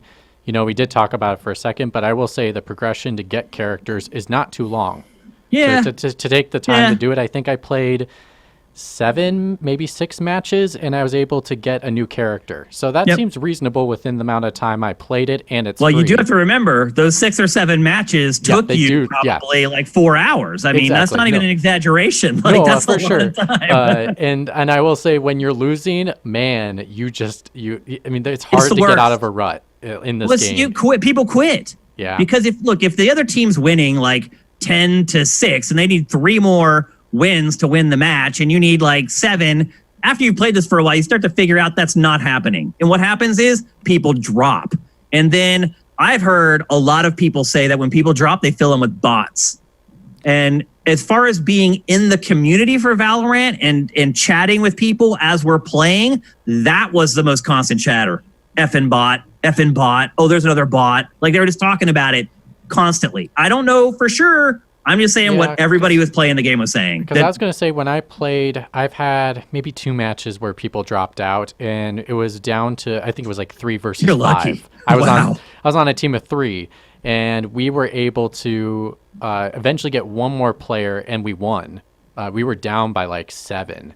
Because the other thing is that they were saying, and I have seen it, is that these people who join the game mid-game come in and wreck shop. Yeah. Because they're saying they're bots and they come in and they have auto aim. And I literally, another reason is because if you try to chat with them, they won't respond. Or if they do respond, it's with just yes or no. And so you can see some of the players trying to goad these bots into exposing the fact that they're not really human characters. I don't know. I just know that constantly while I was playing this game, people were talking about the bot problem inside Valorant. So just something to consider. It doesn't matter to me. I didn't even know I was playing against bots when I was playing Fortnite for the latest season. So who knows? And I would say if you are going to play this game, because I ran into a bug already in the beginning in the tutorial. There was a moment where it would not let me continue. I picked up my gun for the first time, and you're supposed to hit a target, but the target never appeared. There was no prompt. And so I spent about 15 minutes trying to open a door that I thought was supposed to open, never opened. So I had to look it up. So if you run into that issue, just get out of it, get back in, and then it should appear just fine. That was my only bug issue technically I've ran into in this game. Besides that, it runs smooth. I've had no problems, no bugs, no any issues at all. It's rock solid. You can tell it's a quality game. It's Riot. I I can see why they've waited to put out another game, because now that they have, you see that quality is carried through into this new genre. So it's a quality game. It's very well made. And I think for a certain segment of people, they're going to freaking love it. And they're going to play it for the next 10 years, just like people are playing League of Legends. So kudos to Riot. It's done a great job with this. It's a genre it hasn't really worked on before. Now they did bring in ringers to help work on the game. But like even lag hasn't been that big of a problem. Although I will say they don't show replays of kills. So that's usually where a player can pick up on the fact that there's lag, because you'll see one thing during live gameplay, and then when you see the replay, you'll see something different. This game does not show you a replay of you dying. So I'm just going by feel, basically. It feels like the latency is pretty good and the netcode is solid. It's also something that Riot spent a ton of time working on. And so it appears to me that it has paid dividends. I haven't caught anyone doing what it appeared to be cheating either. Their anti-cheat software has really kind of ruffled some feathers over the last week. I haven't had any problems with it. So it's a free-to-play shooter. It's PC only. You can't use a console controller to play it. That bothered me a little bit too. I had not played a first-person shooter hardcore on a mouse and keyboard for quite a while. Even like, if I play something on a PC, I'll just plug in my Xbox controller and play it on that. This game doesn't even have controller support at all right now. I'm guessing it'll come eventually, and they are talking about console versions of the game already, so I think it'll probably come at one point. But right now, no. Yeah, so the problem with the cheat thing, by the way, was that not that it did anything to the performance of the game, but that it had access to your kernel. And there was concern that I can understand that spyware problems, basically, especially because the Tencent ownership. Yep. So anyway, that's Valorant, free to play, only available for PC. I think Mitch, you give it a thumbs up too, as well, right? Yeah, especially because it's free to play. It's worth at least trying, and I think it's easy for someone who has not played mouse and keyboard shooters. Like I definitely enjoyed it. That's a good point too. The fact that you're not very well versed in playing that genre on PC and you feel good jumping in, that's important for sure. So for me, somebody who wants some more traversal, not ideal, but I did enjoy my time playing it, and I probably will jump back in here or there. Like when they put out a new map or release some new characters, I'll probably jump back in and give it another go. All right, so there you go. That's GameFace 215. It's time to take some questions from you guys. Usually, and there you are. You've already been asking questions. I think you guys can tell by my tone of voice when I'm starting to wrap it up. I think after you've watched GameFace for a long time, you start to get those cues. So, all right, we have questions in here already. Get them in at SIFTD Games into our chat. Mitchell is alive. Going into the PS5 event, do you have any predictions that you feel are sure bets? Also, do you think the console will look similar to the leaked dev kits? What do you think, guys? I think one sure bet is I don't think we'll see the console. Well, they said they weren't going to show it. Oh, they did? It is purely a game software thing. Only. Oh. Yeah. Well, I got that one right.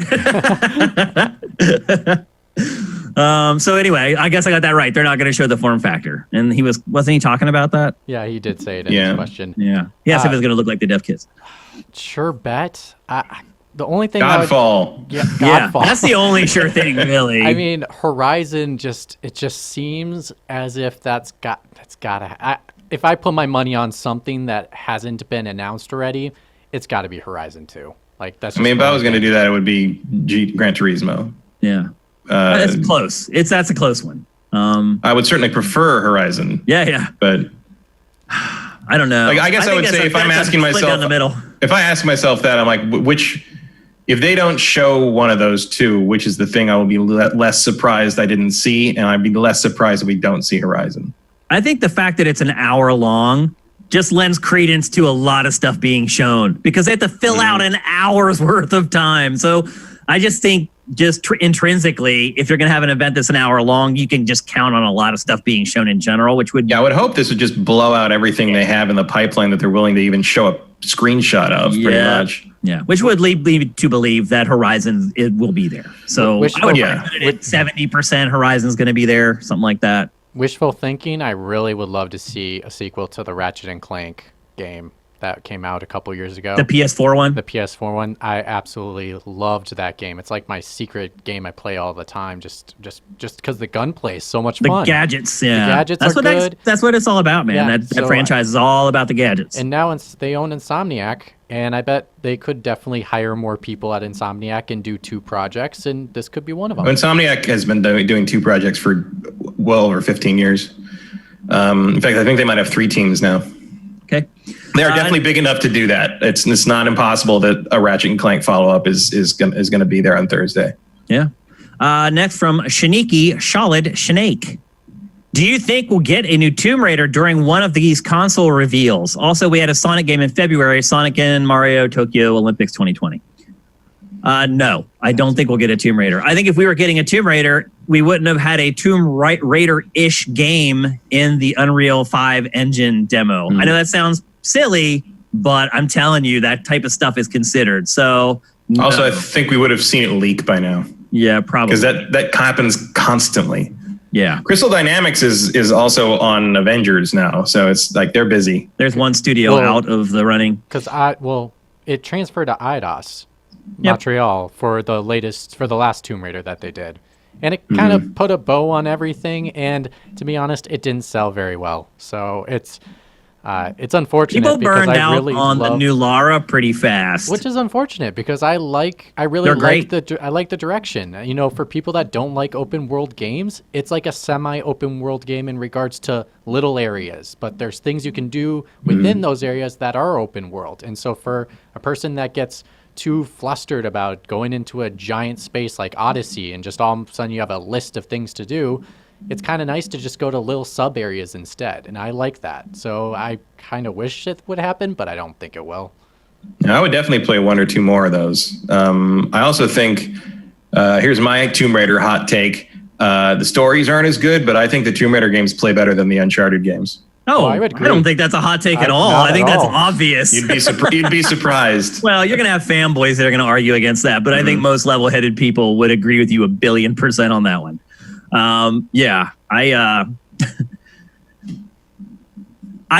It's been interesting to watch because Lara came back and the first reboot sold like crazy. And then the second one came out and it did half of those sales. And then the third one came out and it did half of those sales. So Tomb Raider is one of those law of diminishing return franchises.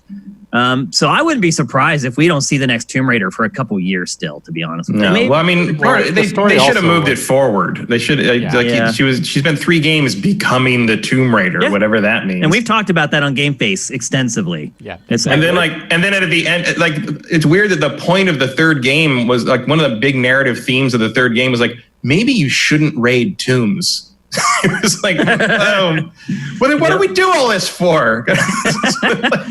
Well, they got away from it. Like the raiding tombs thing, they got away from it, which is insane. It's called Tomb Raider. What are you doing? Gohan Rage, thank you for Twitch Prime. Justin Horman, thank you for Twitch Prime. You guys rocketh. Here's a question from Yakov226. What game or PS5 feature do you wish to be announced at the PS5 event? Matt, go first. Do I wish? So like just blue sky, whatever. Like I would like to see Spider-Man 2. Okay, he did say game or feature. Okay. Spider-Man 2, Marvel Spider-Man 2 from Insomniac. Insomniac, yeah. So put Mitch and I both down for Insomniac hopefuls. What about you, Mitch? Game or feature? Besides my Ratchet and Clank, I would love to take a Bloodborne 2. I think we will get a Bloodborne PS5 update. I don't think we will get a Bloodborne 2, but I do hope we see Elden Ring. But in regards to when I say Bloodborne 2, I do want them to take a complete different tone with it. So like instead of doing the old, I don't even know what time period that is, whatever that time period is, do something completely different, but still call it Bloodborne. So a new setting, same mechanics, same combat, and you can see that. Like as long as you keep it with that kind of the corrupted blood thing and in a weird city, but you could make it a modern day thing and kind of twist it that way. That would be interesting. For me, what I want to see at the PS5 event, other than the stuff that I know that's not going to be there, like the form factor and the price, I don't think we're going to get any of that stuff. So what I would want to see is PlayStation VR 2. I do not think we're going to see it. I don't think we'll see PlayStation VR 2 until next year. Yeah. I think they may talk about it a little bit and say, this hardware is optimized for VR and we're working on a new HMD and it's going to have like finger tracking or something like that. I don't think they'll show it, and I definitely don't think they'll show any games for it. So I think maybe we get an idea. The audio. I think they'll mention that to say like this has VR potential. It's possible. Yeah. But that's what I would like to see the most. I just don't think that that's going to happen. Yeah, I bet they'll make some kind of lip service to it in some way. In passing, maybe they mention it or something. Somebody congrats for the 5 years. Thank you, Bobby Budnick. Appreciate that, man. Swanland, thank you for the bits. You guys are freaking awesome. Cyber Exile. Jim Ryan said they will have more to show after the PS5 event. What do you think they'll hold back on the 11th? The price, the design, full extent of the backwards compatibility. Caught the stream a little late. Sorry if you've already talked about it. We didn't. Yeah, but I think all of the above is a pretty good answer to that. Yeah. Yep. Pretty much. Maybe not so much backwards compatibility. I bet they will feature a little bit of like, here's what, they'll like he's like Cerny said, there's like 100 games they're working on to like really enhance for PS5 versus like stuff that just runs. So it wouldn't surprise me if they highlighted a few things, probably Spider-Man. I mean, it looks like Spider-Man is kind of their go-to look at how much better it is on the new system thing with the no load times and things like that. So that wouldn't surprise me. But like, yeah, I feel like the details on that are going to be sketchy until they show. It seems like a hardware announcement deep dive, really. Man, there's a lot of questions in here. I'm sorry. No price whatsoever. We're not getting the stuff we really want to know in terms of like our purchasing decision. I bet just games, which is fine. Yep. I'll take an hour of games at this point. Jesus, the drought is real. One super master gamer, JM Rain, thanks again for more subs. You've given away more subs. 15 total. Freaking amazing, man. Thank you. Thanks for hooking up our people. One super master gamer, why do you think every company is jumping on the Black Lives Matter movement? Why now?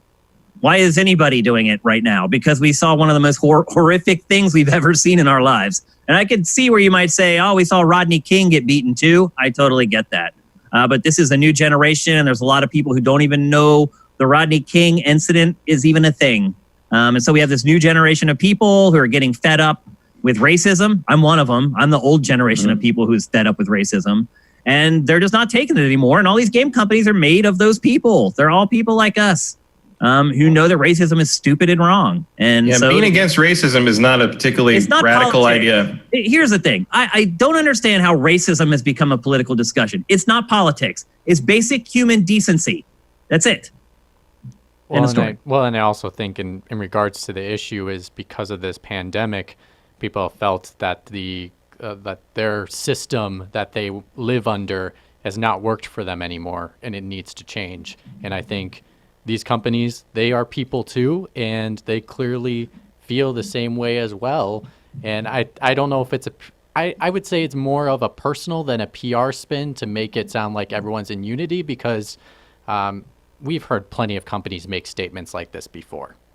Yep. Okay, we'll answer one more. And it's coming from DinkyDoo15, and I'm picking your question because I love your username. And it's a simple one. What the hell is Rocksteady working on? What the hell are they doing? What are they doing? I don't know. I mean, they're getting up there with Rockstar. And Naughty Dog. I will hold on until the end. They are making a Suicide Squad game. Okay. Matt's literally been saying that for like 2 years. They swapped projects. They took Suicide Squad, and Montreal, WB Montreal, or whoever is making this Court of Owls game took the Batman. And maybe we'll see that on Thursday. It's about damn time. Anyone? Arkham? No? That ties in. That's another WB thing, ties in with a fucking Harry Potter thing. Where are the fucking Batman games? Like, how is WB still in business? I don't know, man. They really DLC, fun game remember? every 3 they charge you years. so much for that DLC. Yeah, that's why the NetherRealms just cost $40 off Mortal Kombat DLC. Yeah. That could actually be the truth. That's where they're at. Yeah, Mortal Kombat and Lego games. That's where their money's coming from right now. Okay, that's it for episode 215 here at Sifted Games at sifted.net. I'm Shane Satterfield, your humble host of GameFace every week. We're here every Tuesday at 1 p.m. Pacific, 4 p.m. Eastern. You can find me on Twitter at Dinfire. That's DINFIRE. You can find Sifted at Sifted Games. And you can find Matt at mkeil, that's MKEIL. And you can find Mitch at Mitch Sikor, SIKOR. Before we go, thanks again for everything all of you have done. Thanks for all the stuff today, even to celebrate our 5th anniversary. Without all you guys, we could have never made it. Without Matt, without Mitch, without everybody, we never could have got to this point. I'm just very proud of the community that we've built together here at SIFTD. If you're listening to this on God knows where you're listening, we just launched on Stitcher and all these other brand new podcast services. You could be listening anywhere. Well, if you are, we really need your help. If you go to patreon.com/SIFTD and just give us $1 or $2 every month, you won't even notice it being gone, but it'll make a world of difference to us. We really need it. Our Patreon is at an all-time low. It just cratered when the month turned over to June, because obviously there's a lot of people who are losing their jobs. We're barely scraping by. So every dollar makes a big difference. If you're getting enjoyment out of our content, we'd really appreciate it if you could help us out. Again, at patreon.com/SIFTD. I will promise you one thing. Next week's show is going to be damn good. We're going to have all this PS5 stuff to talk about. I'm almost going crazy, like having to wait until Tuesday to talk about it when it's happening on Thursday. Like I said, our brand new podcast feed, SIFTD Radio, is already up, but we're launching it here at the end of the week. Stay tuned for that. There's going to be a ton of stuff in that feed immediately, and we're going to be launching a couple of new things to keep filling it up with new content. Also, SIFTD HQ will start appearing in there as well, an audio version of that. It's just going to be a catch-all for all our content that isn't GameFace, that makes sense from an audio perspective. So anyway, thanks to everybody on the chat. Everybody have a great and safe week, and we'll see you next Tuesday. GameFace is up and out.